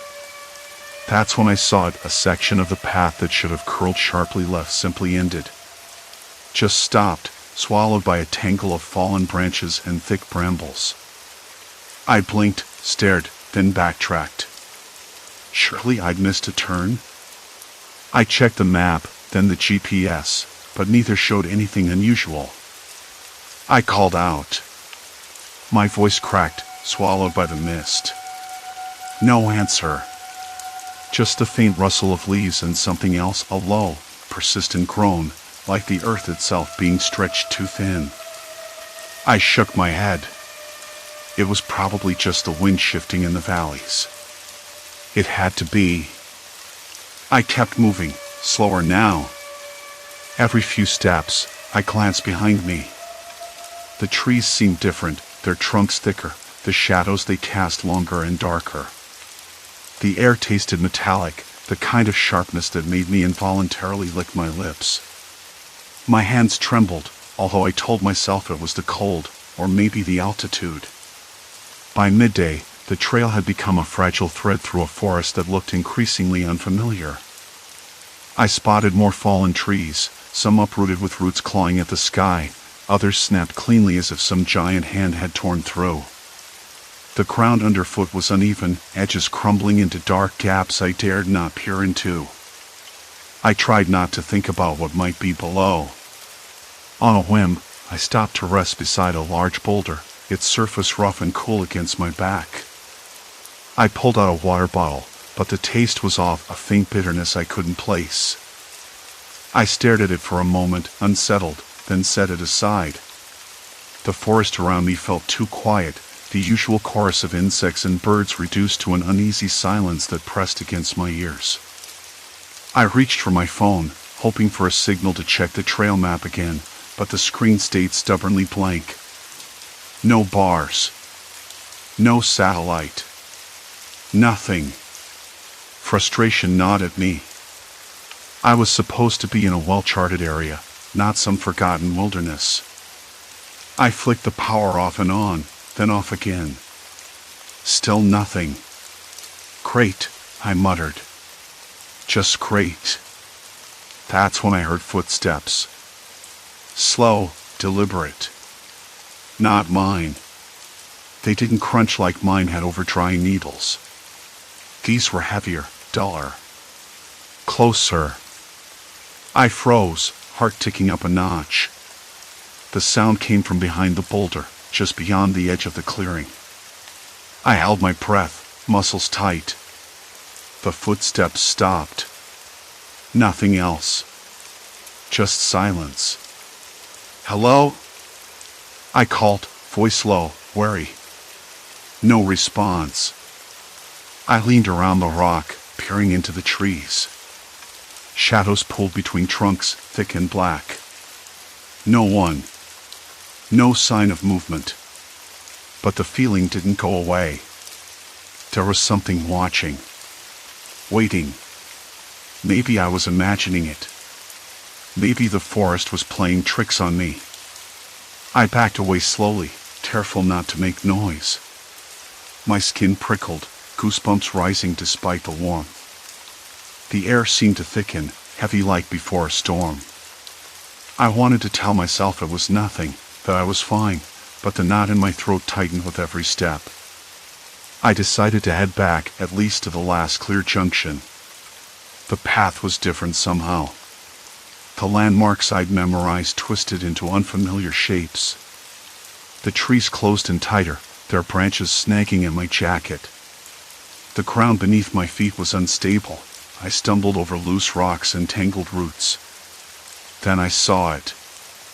A fresh gouge in the earth, wide and deep. The roots of a massive tree lay exposed, torn away from the soil like a wound. The tree itself was gone, vanished overnight.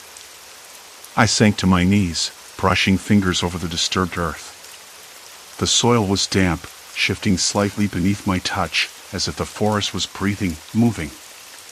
A low rumble vibrated through the ground. My breath caught. The air tasted sour now, the scent of wet clay and something darker, almost metallic. In the distance, I heard voices, muffled and urgent.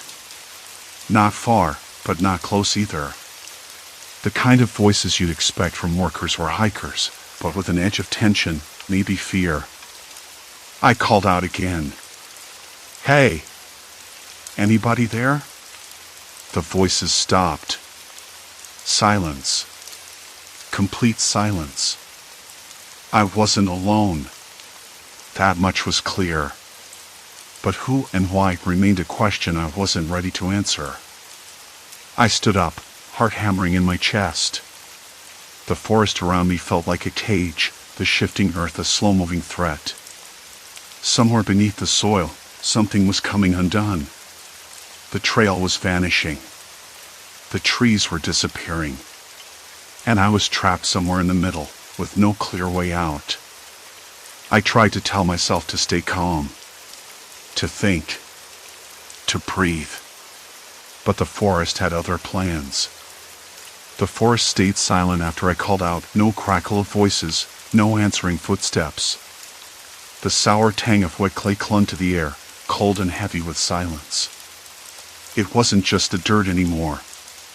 Something metallic, faint but unmistakable, threaded through the scent. I tried to swallow the lump rising in my throat. The voices had stopped abruptly, and the silence felt heavier than before, like the forest was holding its breath. I pulled out my phone, fingers trembling as I tried to get a signal. Nothing. Not even a single bar. Typical. I wasn't surprised, but the frustration gnawed at me. The screen reflected my pale face, eyes wide, shadows under them from a night spent chasing the edges of exhaustion and fear. I couldn't stay put. Not with whatever was moving beneath the earth, and not with those voices, whatever they were, disappearing into the void. Steeling myself, I started walking back the way I came, eyes flicking to the trail. Only, it wasn't quite the same. A tree that had stood firm the day before now leaned awkwardly, its roots pulled loose from the soil like they'd been yanked out by an invisible hand. The path, usually a clear dirt ribbon winding through the undergrowth, was fractured, jagged gaps where dirt had sunk, swallowed by some unseen force. I stopped. My boots sank slightly into a fresh depression, the ground soft and unstable. I tested the edge with a stick, which disappeared halfway down into muddy darkness. The trail was disappearing, just like the trees. It was as if the mountain itself was swallowing the forest piece by piece. I thought about turning back, but where to go? The trailhead was miles behind me, and my phone was useless. The forest, once a sanctuary, felt more like a trap. Still, I had to move forward. I needed answers. I glanced toward the distant slope. The low rumble from earlier had settled into a faint, constant vibration. It was subtle but unmistakable. Like a heartbeat, slow and steady. I swallowed again, the metallic taste sharper now. Earth and iron and something else, fear. That's when I heard it. Voices. Closer this time. Not the distant, muffled chatter from before, but clear, urgent. They carried an edge of panic I couldn't ignore. I ducked behind a fallen log, heart thudding so hard I felt it in my ears. Peering through the branches, I saw two figures moving hurriedly along a cracked section of the trail. They wore work clothes, muddy boots, heavy jackets, but no hard hats. One held a clipboard, the other a radio pressed to his mouth. Their faces were tight with worry. "We can't keep going like this," one said, voice low but tense. "If that slope slips, we're done for. The whole forest could vanish." The other muttered something I couldn't catch, but the word landslide was clear. Landslide. That explained the shifting earth, the vanishing trail, the uprooted trees. I pressed my back against the log, trying to steady my breathing. The forest wasn't just changing, it was dying. Or dying around me. And anyone caught inside when the mountain gave way would be buried beneath tons of earth. The men stopped just ahead, crouching near a freshly cracked patch of ground. A thin plume of dust rose from the soil as it crumbled away, revealing dark clay beneath. The clipboard man tapped on the page, then looked up at the slope with narrowed eyes. "We need to mark the area, warn people," he said. "But the park rangers haven't returned my calls. This could get ugly if no one acts fast." "Yeah," the other replied. "But no one's going to listen until someone gets hurt." I swallowed the lump in my throat. That someone could easily be me. Or worse, the group of hikers I'd passed earlier, who might not have noticed the warning signs yet. I knew I had to find a way out. But first, I needed to understand what was happening. As the men moved on, their voices fading, I slipped from my hiding spot, careful not to disturb the brittle leaves underfoot. The ground beneath me felt more fragile than ever. I took out my notebook, hands still shaking, and scribbled down what I'd heard: landslide risk, unheeded warnings, a trail disappearing under shifting earth. I didn't want to believe how bad it was. But the evidence was right in front of me. A sudden crack split the air. I froze, eyes darting upward. Above me, a massive branch groaned and snapped, crashing to the ground with a shower of splinters. I jumped back, heart leaping into my throat. The forest was collapsing, piece by piece. I needed to keep moving. The path ahead was narrower, littered with debris from fallen trees and loose rocks. The air grew heavy, thick with dust and a metallic scent that now felt like a warning siren. I paused beside a boulder, wiping sweat from my brow. My mouth tasted dry and gritty, but the air was cool against my skin, damp with the forest's breath. I thought about the people I'd heard earlier. Were they heading for safety? Did they know how fast the mountain was eating the forest? The answer didn't come. Only the steady, low rumble beneath my feet. Suddenly, I heard footsteps behind me, quick, measured. Not the clumsy shuffle of an animal, but deliberate. Human. I spun around. No one there. Just the forest, shifting and sighing. My breath hitched. Was I imagining it? Paranoia creeping in? The isolation played tricks on my mind, no doubt. But then I heard it again, a faint rustle, a snap of a twig. I wasn't alone. I tried to call out, voice steady despite the tremor in my chest. Hello? Is someone there? No answer. Only the echo of my own voice, swallowed by the forest. I stepped forward, eyes scanning the dense trees. Shadows lengthened as the afternoon sun slipped behind the peaks. The temperature dropped, a chill crawling down my neck. The ground beneath me shifted once more, a subtle but unmistakable slide. I stumbled, catching myself on a sapling. The earth was moving, quietly consuming the forest, erasing paths, swallowing trees. If I didn't find a way out soon, I'd be trapped. I glanced back the way I'd come. The trail was gone, swallowed by a fresh chasm lined with shattered roots. Ahead, the two men's voices lingered in my mind, their warnings, the mounting danger. And somewhere in the shadows, footsteps followed. I swallowed hard and moved forward, the weight of the mountain pressing in from all sides.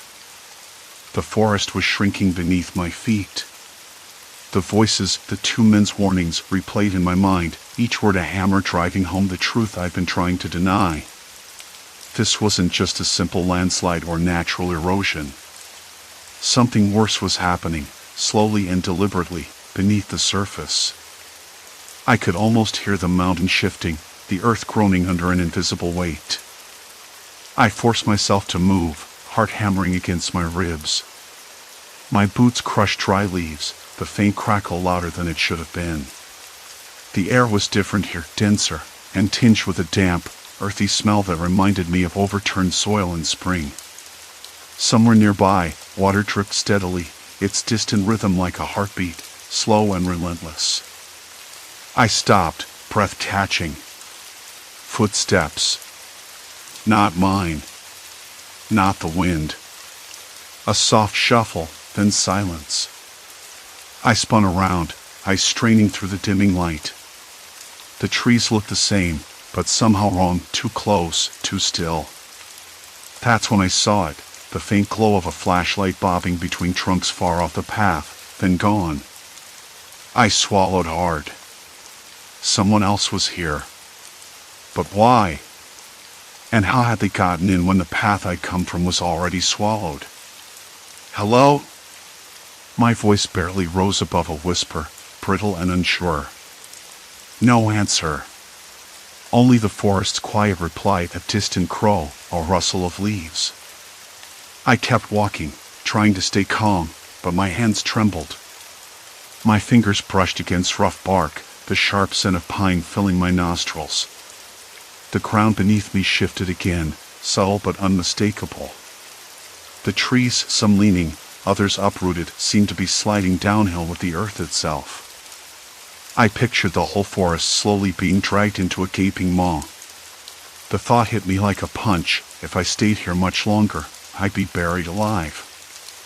I remembered the two men from earlier, their faces grim, voices low as they warned me to turn back.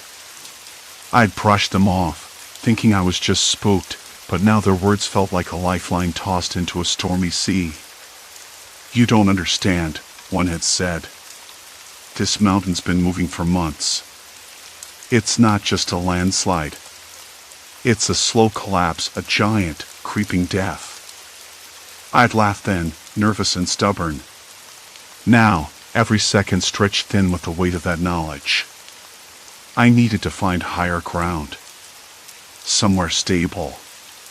But the forest around me felt like a maze, paths erased, landmarks erased. I scanned for anything familiar, a rock outcrop, a bend in a stream, something untouched by the slide. Suddenly, a voice cracked through the trees. "Hey! You there?" I froze. It wasn't a whisper this time, but a sharp call, urgent and close. I answered quickly, voice rough. "I'm here." "Who's there?" A figure emerged between the trunks, a man in a blue jacket, face smeared with dirt and sweat. His eyes were wide, wild with something I couldn't name. Relief and suspicion warred inside me. "Thank God," he said, taking a few steps closer. "You don't know how long I've been trying to get someone's attention." "Same here," I said, trying to catch my breath. "This place, it's falling apart. The trail's gone." He nodded. "Yeah. We're trapped if we don't move fast." "We?" I asked, heart pounding. He glanced over his shoulder, then back. "A few of us. Camped down the valley, near the old ranger station. We saw the first slides a week ago, figured we could wait it out. But it's worse than we thought.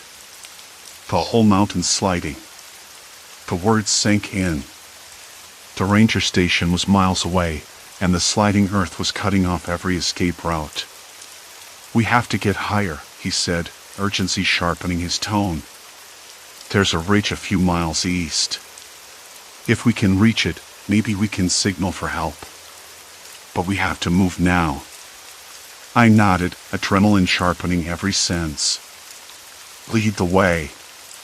We set off together, moving faster than I thought possible through the tangled underbrush, branches scraping my arms, the ground soft and unstable beneath each step. The forest groaned again, a low, rolling sound like distant thunder. The temperature dropped further, sharp and biting, and the scent of wet moss mixed with something metallic, freshly torn earth, maybe. After what felt like hours, the man stopped abruptly. "We're close," he whispered. "But the path's tricky. One wrong step and you could fall into a crevice." My stomach twisted, every nerve alive with tension. The light was fading fast now, sunset bleeding red and gold through the trees. Ahead, I spotted a narrow ridge, jagged and steep. It looked like a last refuge, a thin spine holding back the forest's collapse. But the ground beneath it wasn't solid. Cracks spiderwebbed across its surface, dust rising in tiny clouds. I hesitated. "Don't stop now," he urged. "Once we're on the ridge, we can figure out the next move. There's a radio in the station. If it still works, we'll call for help." Hope flickered inside me, fragile but real. We climbed the ridge, breath ragged, muscles burning. My hands scraped against stones and roots, sharp and unforgiving. Behind us, the forest seemed to shudder. A cascade of dirt and debris thundered down somewhere out of sight. I risked a glance back. The chasm had widened. Trees were toppling like matchsticks, swallowed by the earth inch by inch. The trail I'd come in on was gone, lost to the mountain's slow, relentless hunger. No turning back. The man looked at me, eyes hard. "Once we're up here, we're cut off from everything else. No way down, no way back." I swallowed, tasting the bitter tang of fear mixed with determination. "Point of no return," I whispered. He nodded grimly. The ridge trembled beneath us. A sharp crack echoed like a gunshot. I stumbled, heart in my throat. The mountain was claiming us now. We kept moving. And somewhere in the shadows, I thought I heard footsteps again, closer this time. Not mine. Not his. Someone else was watching. Waiting. Trapped on a mountain that was slowly swallowing itself whole. The ridge's tremble hadn't stopped. "We're not alone," I said, voice barely above a rasp. The man beside me didn't answer at first. His eyes flicked sideways, sharp and calculating. "Someone else is out here." He exhaled slowly, lips tightening. "I figured as much," he said. "We're not the only ones caught up in this mess." Catching my breath, I tried to steady the shake in my legs. The ground beneath us was no longer stable. It felt like we were perched on a ledge of cracked glass. I could see where the earth had cracked open, swallowing trees whole, their twisted roots clawing at empty air. The forest was disappearing faster than I'd imagined. "We need to keep moving," he said, voice low but urgent. "The way back is gone. And if that landslide keeps eating the mountain like this, we've got a deadline." A deadline. The word stuck to my throat like grit. How much time did we have? Minutes? Hours? I couldn't tell. The sky was already bruising with dusk, shadows pooling like ink between the trees. The air smelled damp and raw, a mixture of crushed pine needles and wet soil rising from the fresh fractures in the earth. We moved forward cautiously, every step a negotiation with the unstable ground. The trail wound upward, narrower now and lined with trembling ferns and broken twigs. I kept my eyes peeled for any sign of the other person, but the forest swallowed every noise we made. The only sound was the crunch of our boots and the occasional skitter of unseen creatures fleeing the disturbance. Suddenly, the man stopped. I nearly ran into him. He pointed to the side, a shallow indentation in the dirt, barely visible, like a faint scar. "Look," he said. "Footprints." I crouched down, brushing dirt aside. The prints were fresh, impressions of boots pressed deep into the soft earth. They led off the trail, veering into the thicker brush. The edges of the prints were jagged, as if whoever made them had been running or slipping. "Someone's been ahead of us," I whispered. "Maybe trying to escape. Or hiding." His voice was sharper now, cautious. "That's not a good sign." I swallowed hard. The idea of another person trapped here with us was both a relief and a threat. For all I knew, this stranger could be desperate, dangerous, or worse, just as lost and panicked as we were. We followed the prints, stepping carefully over roots and tangled vines. The forest seemed to close in tighter around us, the trees growing older, their bark cracked and peeling like weathered skin.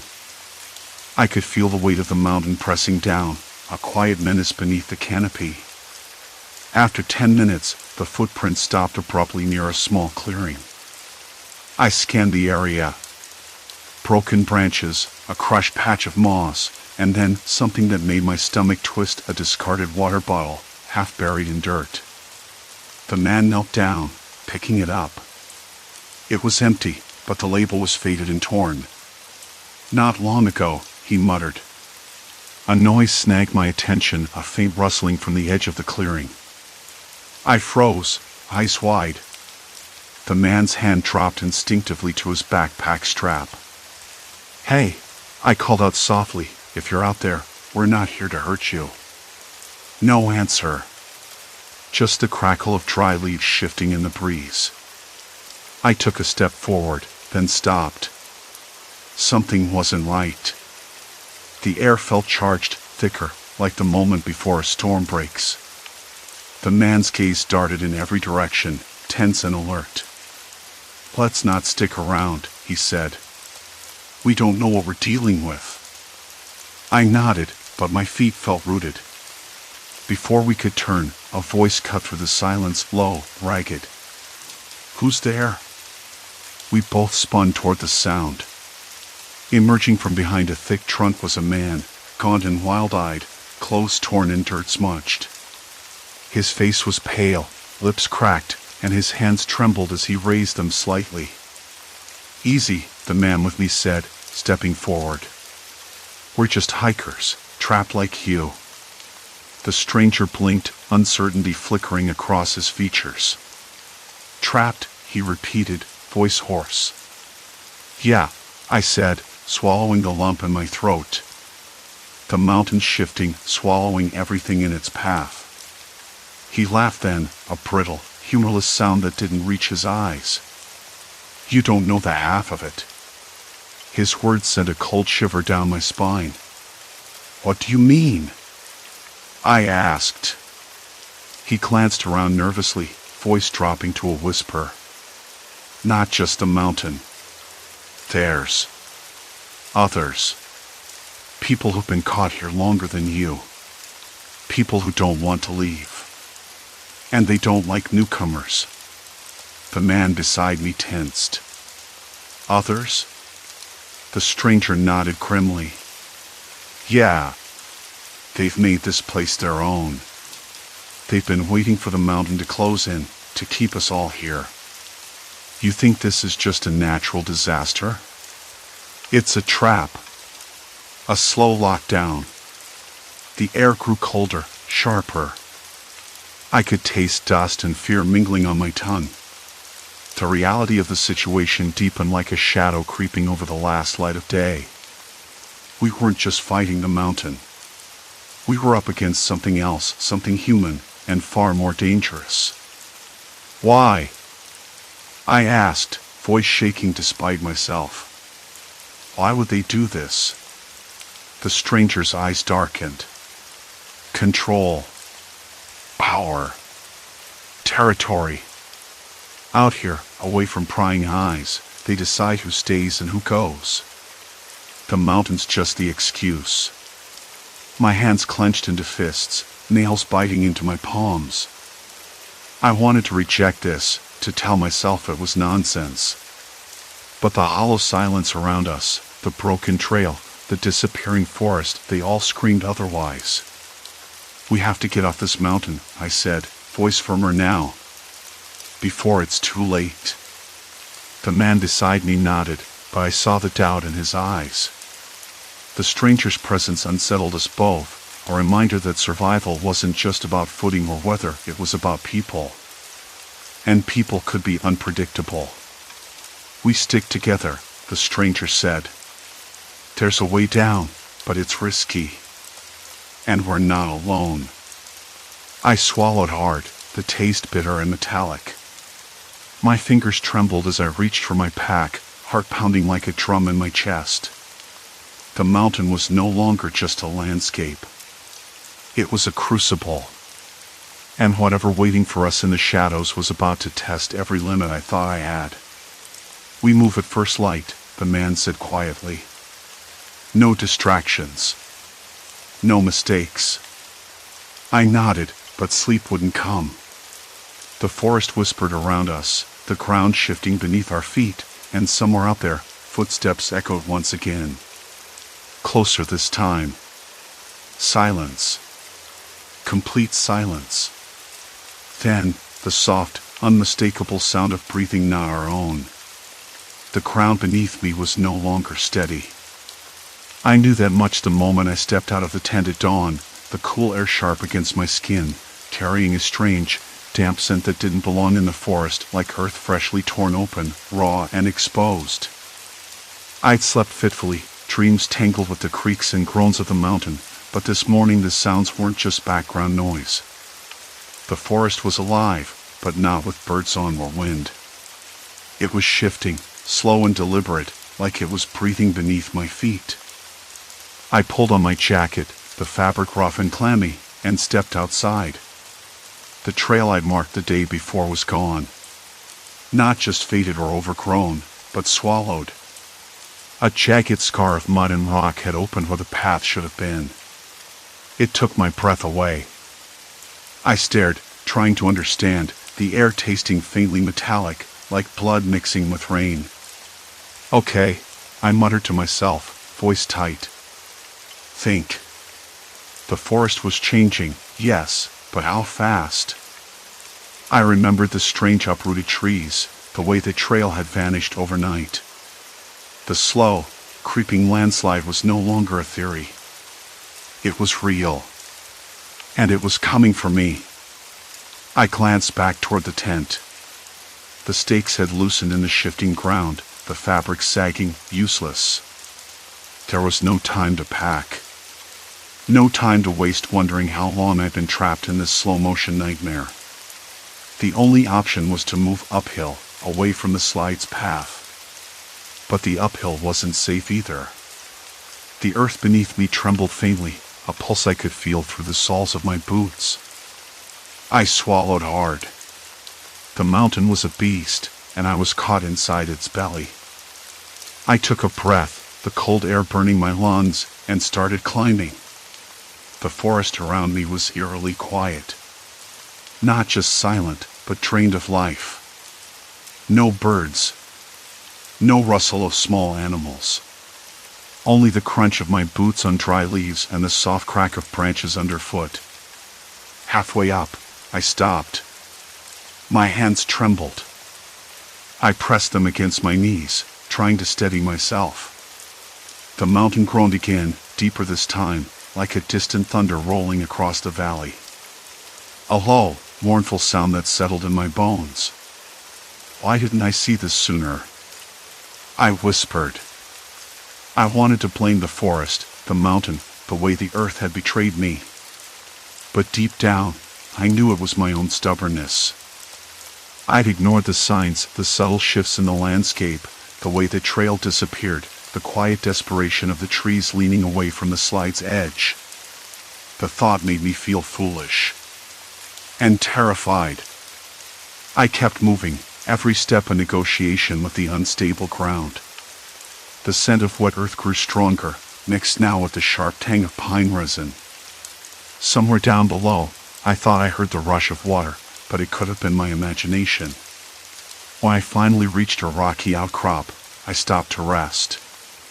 The wind had picked up, cold fingers scraping at my face.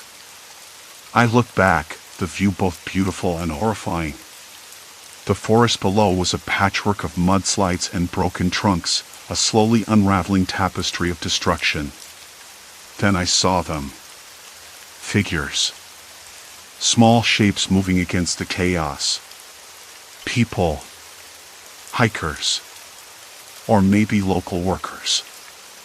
I couldn't be sure. But they were there. Hello! I called out, hoping my voice wouldn't crack. Hey! Over here! They paused, then waved back, faces pale but determined. Relief flooded me, sudden and overwhelming. One of them shouted something, but the wind stole the words. I tried again, louder. Help! I'm stuck up here. They nodded, gesturing for me to follow a safer path they'd taken. It wasn't the trail I'd known, but it was something solid, a narrow ridge with trees still standing firm. I moved quickly, heart pounding. The mountain groaned beneath me, the warning in its voice unmistakable. We reached a small clearing where a makeshift camp had been set up.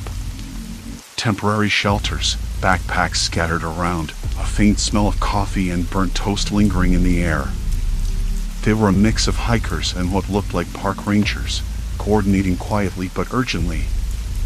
One of them, a woman with a worn baseball cap and tired eyes, approached me. Her voice was calm but firm. You made it out just in time, she said. The slide's been moving faster since last night. We've been trying to get everyone to higher ground. I nodded, swallowing the lump in my throat. I thought I was alone. You're not. But it's dangerous out there.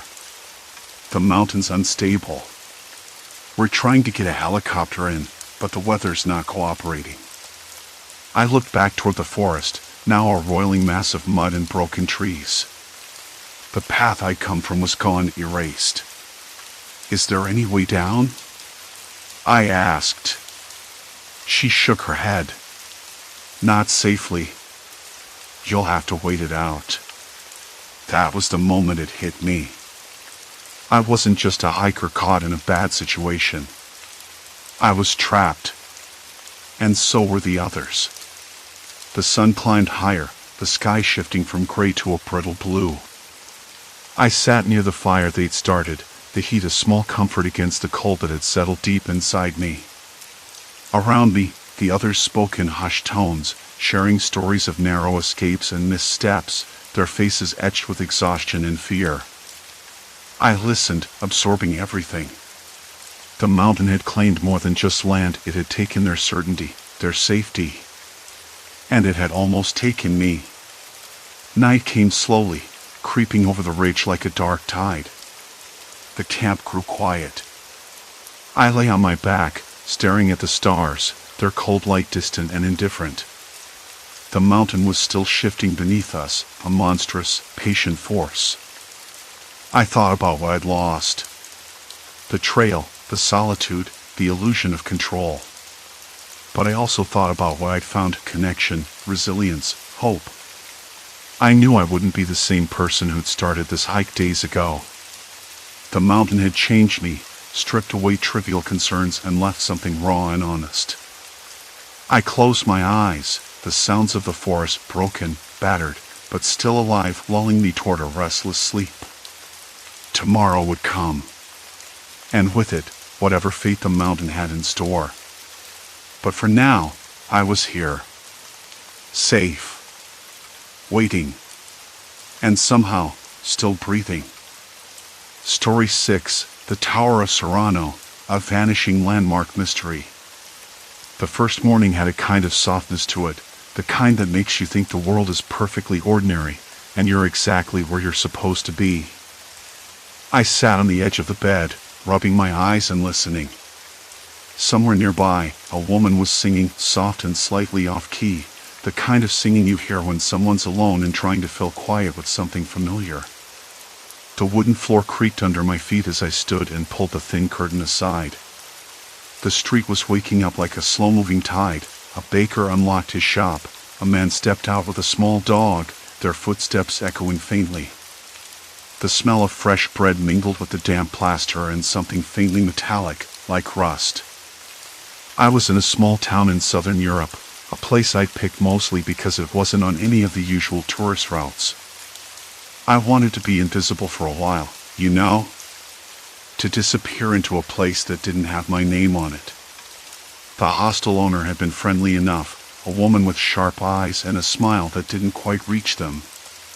She gave me a map, marked a few places to see, and mentioned a small market that opened every morning near the town square. "You must visit the old fountain," she said, tapping the map with a painted fingernail. "It's our pride. Everyone goes there." I nodded, even though the name didn't mean anything to me. I had no expectations. Just a loose plan to walk, to drink coffee in cafes where no one spoke English, to watch people more than talk. I liked the quiet feeling of being a stranger. Later that morning, I wandered through streets that smelled of roasting coffee beans and citrus blossoms. The sun was pale behind a layer of thin clouds, casting soft shadows that didn't quite sharpen. The town felt like a patchwork quilt of old stone and faded paint, with laundry strewn between balconies and the occasional burst of laughter echoing from a doorway.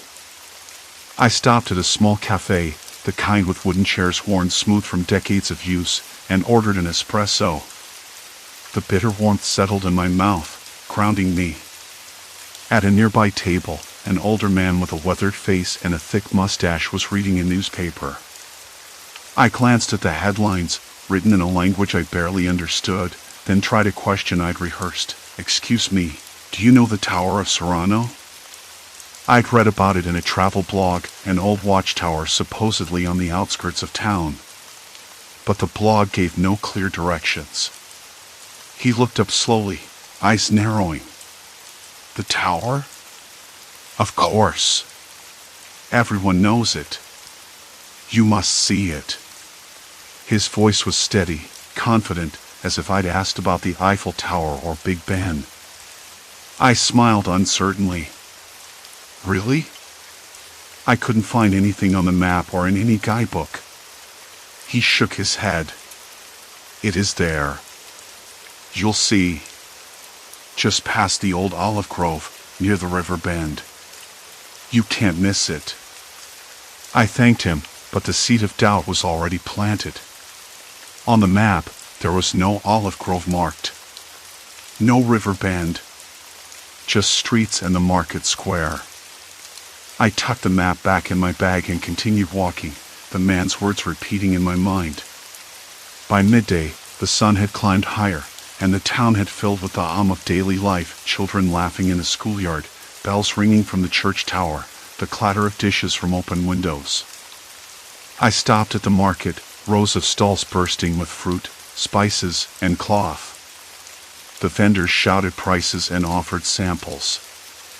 I tasted a fig, sweet and sticky, its juice dripping down my fingers. I asked a woman selling ceramics about the Tower of Sarrano. "It's a lovely place," she said, wiping her hands on her apron. "You can see the whole valley from there. The sunset is breathtaking." I hesitated. "Are you sure it's called Sarrano? I can't find it anywhere." She smiled, a little too brightly. "You'll find it. Just follow the path behind the bakery. It's been there forever." The path behind the bakery led me to a narrow lane lined with grapevines curling over trellises. I walked for a while, but eventually the path ended at a dead-end wall. No tower. No sign of any olive grove or river bend. I turned back, feeling a slight prick of frustration. Later, back at the hostel, I asked the owner about the Tower of Sarrano. She paused, then nodded. "Yes, it is a special place. Many come to see it. You should go tomorrow. You will not regret it." Her eyes held something I couldn't quite place, a flicker of something like concern or maybe warning. I caught myself staring a little too long before looking away. The room was dim, lit only by a single lamp whose bulb flickered intermittently, casting shadows that danced on the rough plaster walls. I sat on the windowsill, watching the street darken as evening settled. A dog barked in the distance, sharp and sudden. Then silence. Complete silence. I pulled out my phone to check the map again. The screen glowed in the dark. No mention of the tower anywhere. I scrolled through photos I'd taken earlier, streets, the market, the bakery, but nothing that hinted at the place everyone insisted existed. I wondered if I'd misheard. Or maybe it was a local joke, a story everyone told tourists to make the place seem more interesting. Still, the certainty in their voices was unnerving. Everyone I spoke to, from the baker to the old man to the woman at the market, insisted the Tower of Sarrano was real. I went to bed with the window open, the night air cool against my skin. The town was quiet, but the feeling didn't leave me, that strange tug of something just out of reach, a misalignment in the world that made me question what I thought I knew. Before sleep claimed me, I thought about the tower again. If it was real, why couldn't I find it? And if it wasn't, why did everyone speak of it as if it were the most ordinary fact in the world? The line between what was true and what wasn't seemed thinner than I'd ever imagined. Somewhere between certainty and doubt, I realized, was a place I didn't want to be. Yet here I was, standing at its edge without knowing how I'd gotten there. The morning light crept through the thin curtains, casting pale stripes across the floor. I got up, stared at the peeling wallpaper a moment, and decided I couldn't ignore this any longer. If the tower was an invention, a collective delusion, or some kind of elaborate local myth, then fine. But if it was real, and I was the only outsider blind to it, I needed to find out why. I needed to see it. Breakfast was in the tiny cafe downstairs. The smell of fresh bread and strong coffee filled the air, cold and heavy with silence, mixing with the salty scent from the nearby sea. I sat at a corner table, the wooden surface rough under my fingertips, and pulled out my notebook. I scribbled Tower of Sarrano at the top. Then I wrote down every detail I could remember from yesterday's conversations, how the baker swore it was visible at sunset from the hill, how the old man said it had been standing since before the town was even founded, how the woman at the market described the intricate carvings on its stones. As I wrote, a waitress approached, placing a cup of bitter black coffee in front of me. "You're that traveler," she said, her voice low, almost cautious. "Looking for the tower again?" I looked up, startled. "Yes." "Do you know where it is?" She smiled, but it didn't reach her eyes. "Everyone knows where it is. It's part of the town's soul." I tried to press for more, but she shook her head and walked away, leaving a faint trace of lavender and something earthy behind her. I swallowed the coffee, tasting its sharp bitterness, and felt a sudden tightness in my throat. The day was already twisting into something I didn't understand. I decided to start with the hill the baker mentioned. The map I had didn't label any particular spot as a viewpoint, but I found a narrow path winding up the eastern edge of town. The stones beneath my boots were uneven, worn smooth by years of feet passing over them, and the air smelled of damp moss and wildflowers.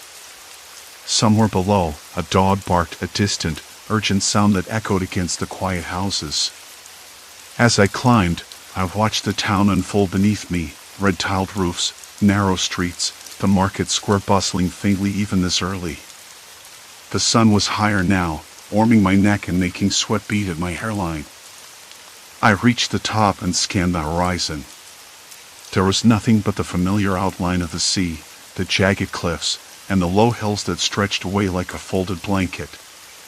No tower. I stood there, the breeze tugging at my jacket, the rough bark of a nearby tree scraping against my palm. The feeling of being watched prickled along my skin. I glanced around. No one in sight. I took a deep breath and tried to picture the tower as described, the intricate stone carvings, the ancient stones catching the last light of day. But the space before me was empty. I shook my head, frustration gnawing at my insides. Maybe it was a trick of translation. Maybe the word tower was something else entirely, a local phrase lost in my ignorance. I made my way back down, the path crunching underfoot, and stopped at the market on the way to my room. The woman from yesterday was setting up her stall, arranging fresh herbs and bright vegetables in neat rows. I approached her cautiously. "About the tower," I began. "Could it be called something else?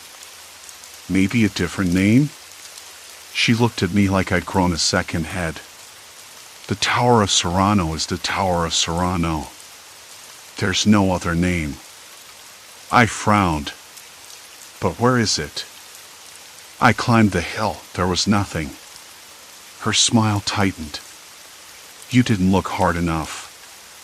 Before I could reply, a man nearby spoke up. He was tall, with a sunburned face and a sharp gaze. "If you want to see it, you have to go at sunset. The tower only appears then. It's a tradition." I blinked. "Appears?" He laughed, but there was an edge to it. "Not like magic, friend. It's just the light. The stones catch the sun just right. You'll see." I nodded, though a seed of doubt had planted itself deep in my mind.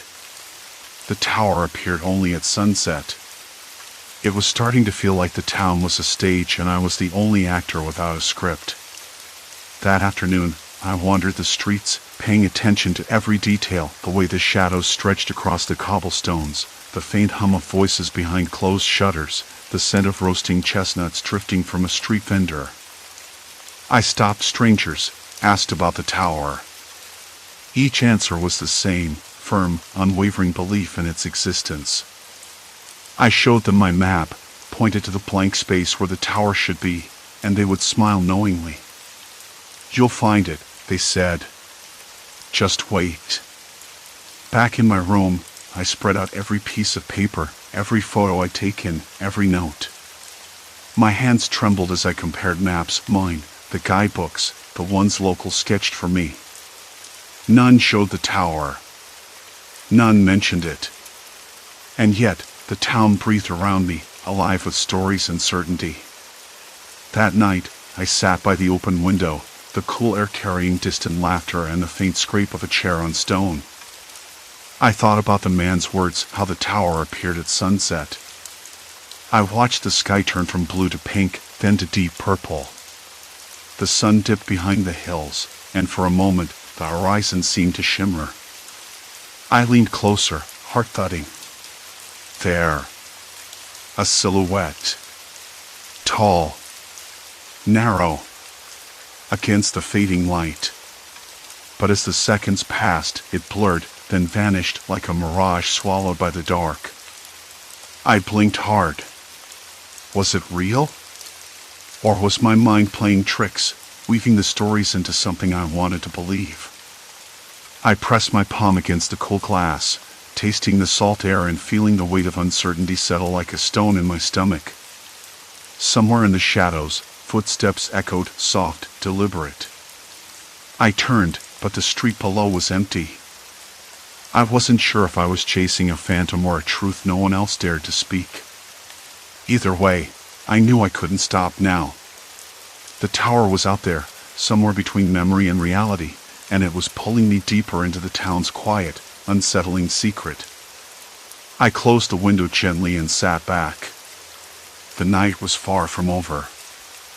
The night pressed in close, thick and suffocating. I sat by the window, the faint hum of streetlights buzzing overhead, the scent of damp stone and distant food stalls drifting in on a chilly breeze. My fingers traced the condensation gathering on the pane, the glass cold enough to pinch.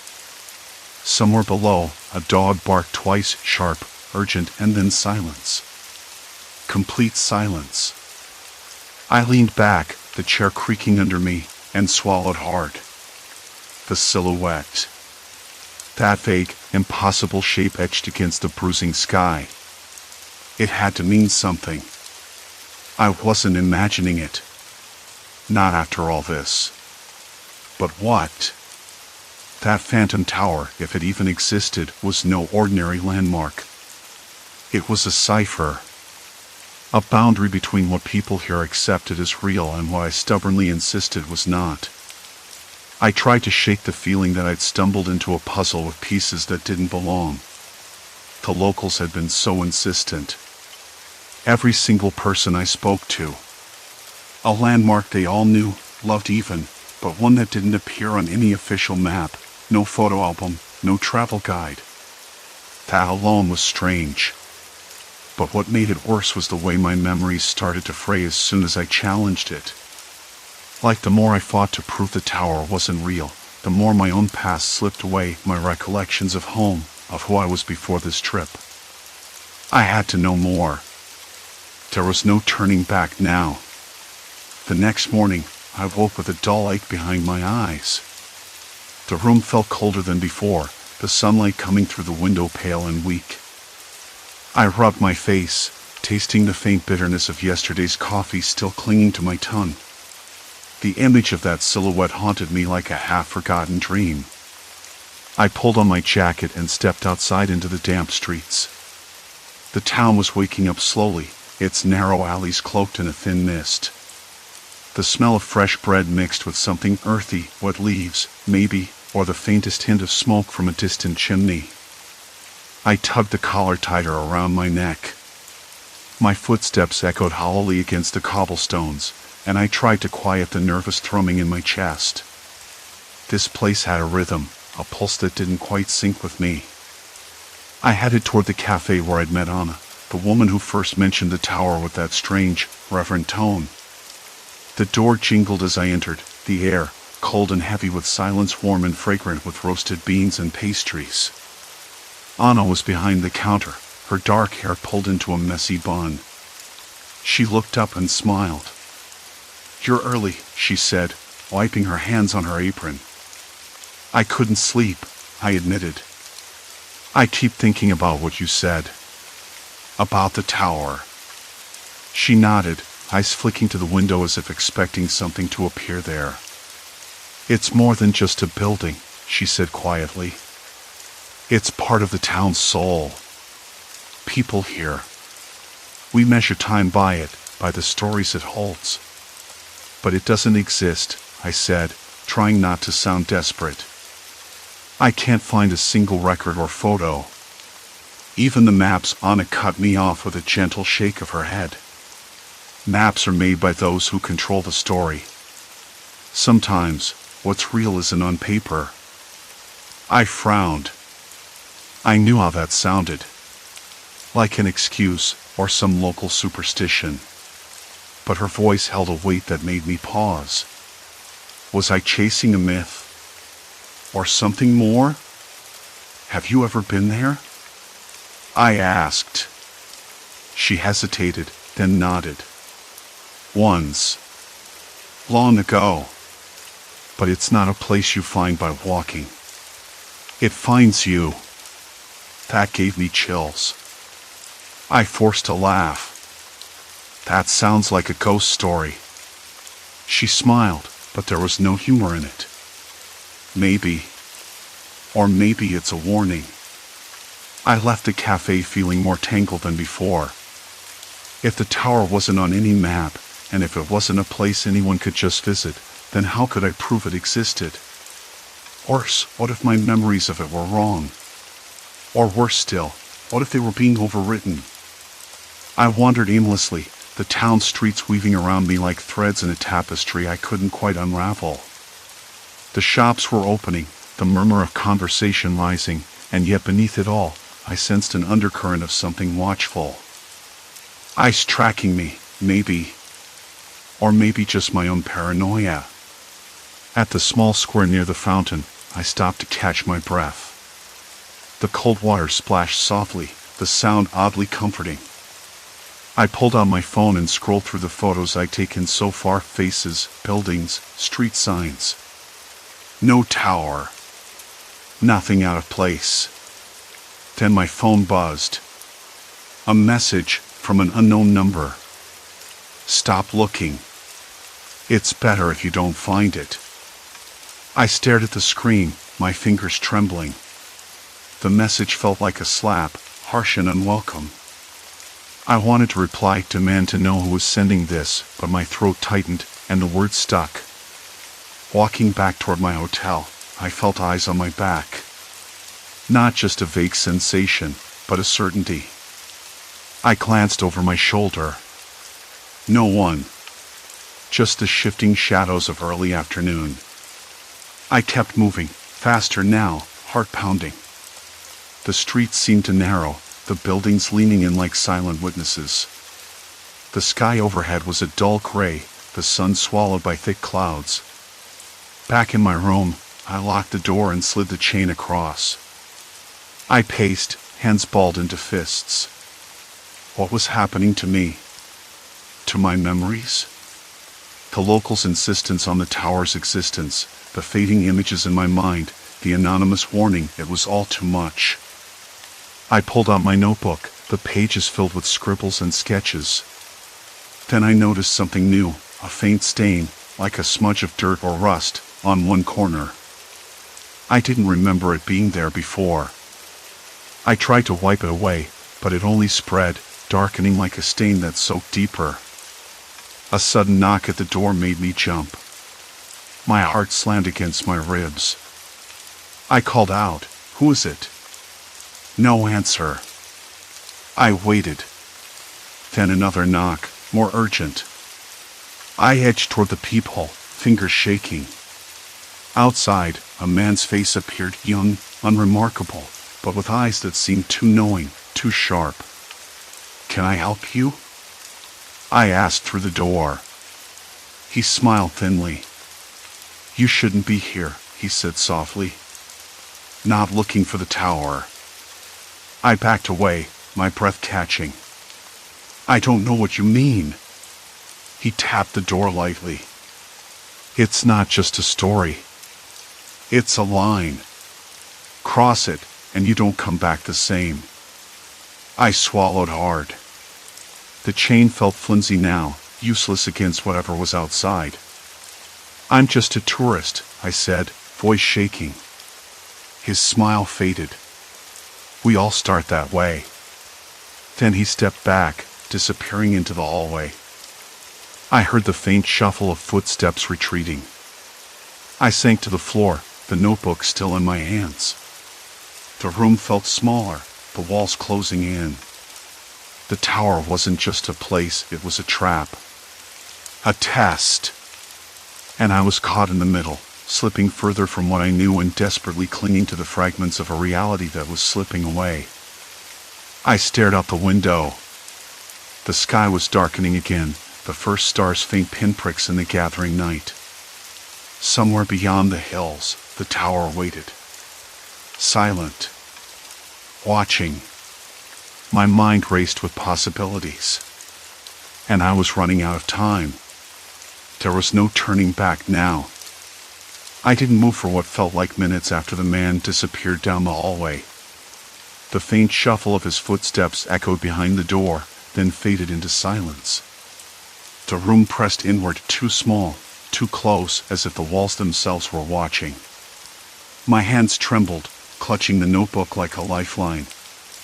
Every word, every scribble in that battered journal suddenly felt heavier, like a warning etched in lead. I looked at the chain again. Flimsy. Useless. The tower wasn't just a place, it was a trap. A test. I swallowed hard, the dry air scratching at my throat. The stale scent of the cramped room mixed with something else, a faint, metallic tang that I couldn't place. Fear? Or something more mundane, like rust or old pipes? I didn't want to stay and find out. Pushing myself up, I crept to the door, ear pressed against the cold wood. Nothing. No footsteps. No voices. Just silence. Complete silence. I cracked the door open a fraction. The hallway stretched empty, dim and silent, the flickering overhead light casting long, twitching shadows. I could have sworn I heard a soft whisper, but the silence swallowed it before I could catch the words. There was no way out through the front. I tried the window earlier, too high, too narrow. No balcony, no fire escape. Just the cold brick wall outside and the distant hum of the city beyond. I slid back inside, heart hammering. I needed a plan. Something tangible. Something real. The notebook. I flipped through it again, searching for anything I might have missed. The pages were a mess of scrawled notes, maps that seemed to shift every time I blinked, and a few photographs pinned between the leaves. One image caught my eye, a shadowed shape looming over a square I'd walked past earlier that day, the so-called tower obscured behind it. I blinked. The photo looked real. But I knew it wasn't. I knew the place didn't exist. Or did I? A cold sweat broke out across my forehead.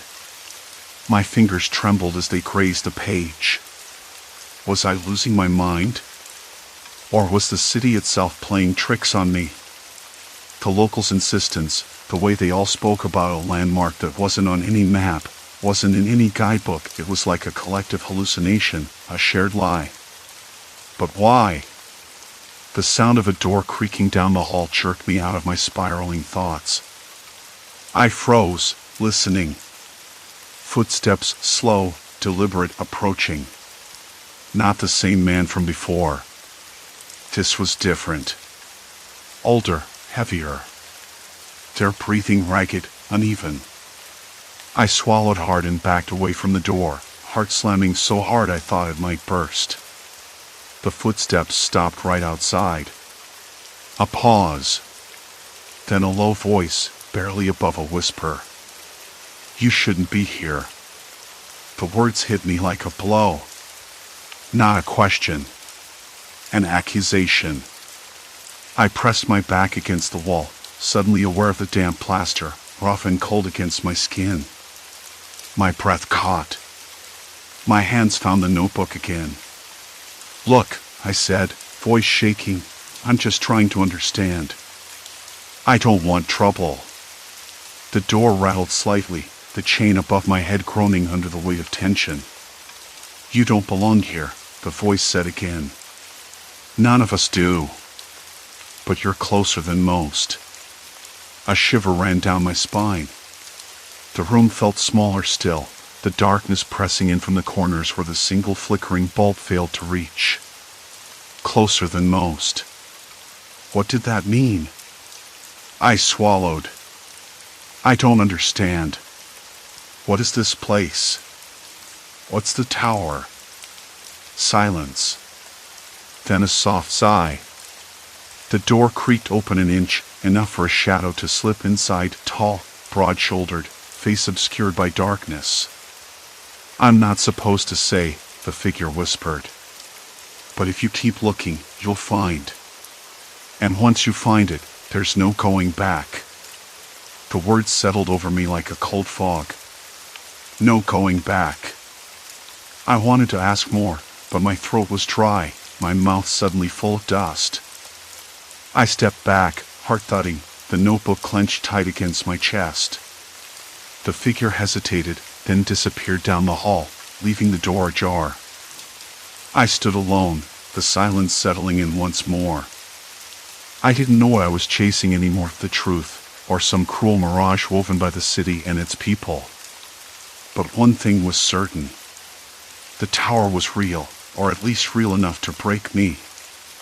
I glanced at the open door. The hallway stretched out, dark and waiting. And I realized I had no choice. I had to follow. Steeling myself, I stepped through the threshold, the cold air pressing against my skin like a warning. Each footfall echoed softly, swallowed quickly by the oppressive shadows. Ahead, faint glimmers of light flickered, signs of life, or traps set to lure the desperate. My grip tightened on the notebook, its pages felt heavier now, burdened with secrets I wasn't sure I wanted to uncover. But turning back was no longer an option. I woke up to the smell of rain and the dull ache of my own thoughts pressing like a weight against my skull. The ceiling above was cracked and stained with age, the pale plaster rough beneath my fingertips when I stretched my hand out. Outside, the sky was a low, unforgiving gray, and the steady drumming of rain on the narrow street sounded like a slow, persistent accusation. It was all too quiet.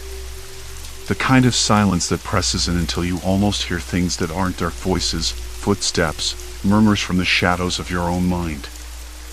I sat up and rubbed my face, trying to clear the fog, but the memories tangled themselves up in confusion again. The landmark. The one everyone swore existed. The one I'd been chasing for weeks, only to find no trace but a stubborn insistence that it was real. I stared at the cracked plaster and wondered if my own mind was the thing crumbling. Yesterday's confrontation with Marta lingered in my thoughts. She had looked at me with something like pity, or was it frustration? "You don't understand," she said, voice low, almost pleading. "It's always been there. How could it not be?" Her eyes searched mine, desperate for me to see what she saw, a place etched into the city's heart, alive in every whispered story, every worn map. I tried to explain, to show her my photos, my notes, all proof that the place didn't exist. But the more I insisted, the more the doubt gnawed at me. Was I losing myself? The rain eased, leaving a damp chill in the air. I pulled on a jacket and stepped outside, the narrow alleyway slick with water and shadows. The city felt different today. Less like a place and more like a riddle I was desperate to solve. Every face I passed was familiar yet strange, smiles that didn't quite reach the eyes, greetings that sounded rehearsed. I wanted to ask someone, anyone, where the landmark was. But the words stuck in my throat. I wandered to the cafe where I'd met Tomas, the old man who'd spoken of the landmark as though it were a living thing. The bell above the door jingled faintly when I entered, a small warmth greeting me amid the damp chill. Tomas was there, sitting by the window, his hands wrapped around a chipped mug. "Back so soon?" he asked, eyes twinkling with something unreadable. "I need to understand," I said, sliding into the seat opposite him. "How is it possible that everyone knows about this place, but I can't find it? It's like it doesn't exist." He leaned back, fingers tapping the table. "Maybe it doesn't exist in the way you think it does. places aren't just buildings or streets. They're memories, stories, the way people live them. I frowned, trying to follow his drift. But that can't explain why my own memories are shifting. Yesterday, I remembered seeing the old market near the square, but today it's gone. Instead, there's a park. And no one remembers the market except me. Tomas shrugged. Memory is tricky. It bends to what we need it to be. Maybe you're trying to hold onto something that's already changed. I felt a sudden squeeze in my chest. Was he saying I was imagining it all? That I was the one who was wrong? The cafe door opened again, and a woman I hadn't seen before stepped in. Her coat was soaked, hair clinging to her face. She glanced around, then approached our table. "You're looking for the landmark," she said without preamble. I nodded, surprised. "Yes. Do you know where it is?" She smiled, but it was tight, forced. "It's real. More real than you think. But it's not a place you can find on a map. It's a place you have to find in yourself." I stared at her, the words sounding like a riddle I couldn't decode. "What do you mean?" She leaned closer, voice dropping. "Sometimes, when you're lost between what's real and what you believe, the only way home is through the truth you carry inside. Not the one others tell you, but the one you know." Her eyes were steady, intense. I felt like she was both warning me and offering a lifeline. "How do I find that truth?" I asked quietly. "By letting go," she said. "Of certainty. Of control. Let the stories unravel until what's left is yours alone." The rain began again outside, tapping against the window with a gentle insistence. I sat back, the words swirling in my mind, unsettling and yet somehow freeing. Later, alone in my room, I opened my journal. The pages were filled with frantic notes, questions, sketches of places I'd walked, faces I'd met. I traced the lines of a map I'd drawn over and over, searching for something solid, something real. But the edges blurred, the landmarks shifting beneath my pen like shadows. I closed the book and looked out the window. The street below was quiet, the city holding its breath. I realized then that I didn't need to prove the landmark existed to anyone else. Maybe the fight wasn't with the city, or the people, or even my memories. Maybe it was with myself, my need to make sense, to anchor myself in something fixed and unchanging. The landmark was a mirror, reflecting what I feared most, losing my grip on reality, on identity. If I kept chasing it, I'd lose more than just a place. I'd lose myself. I thought about Marta, Tomas, the woman in the cafe. Each had offered me pieces of a puzzle that didn't fit together. But maybe the puzzle wasn't meant to be solved. Maybe the spaces between the pieces were just as important as the pieces themselves. I stepped outside into the rain, letting it soak through my jacket, the cold biting but alive. The city stretched out around me, familiar and strange, real and imagined, a place where stories collided and fractured. I walked without direction, without expectation. The landmark, if it existed, would find me when I was ready. Or maybe it was already here, hidden in the folds of my own memory, waiting for me to stop fighting and start seeing. The rain whispered against my skin. I closed my eyes for a moment, breathing in the damp air, tasting the sharp tang of earth and stone. At last, I felt something like peace. Not because I understood. Not because I had answers. But because I had stopped running. And sometimes, that's enough. I turned down a side street, the city unfolding around me like a secret I was finally willing to keep.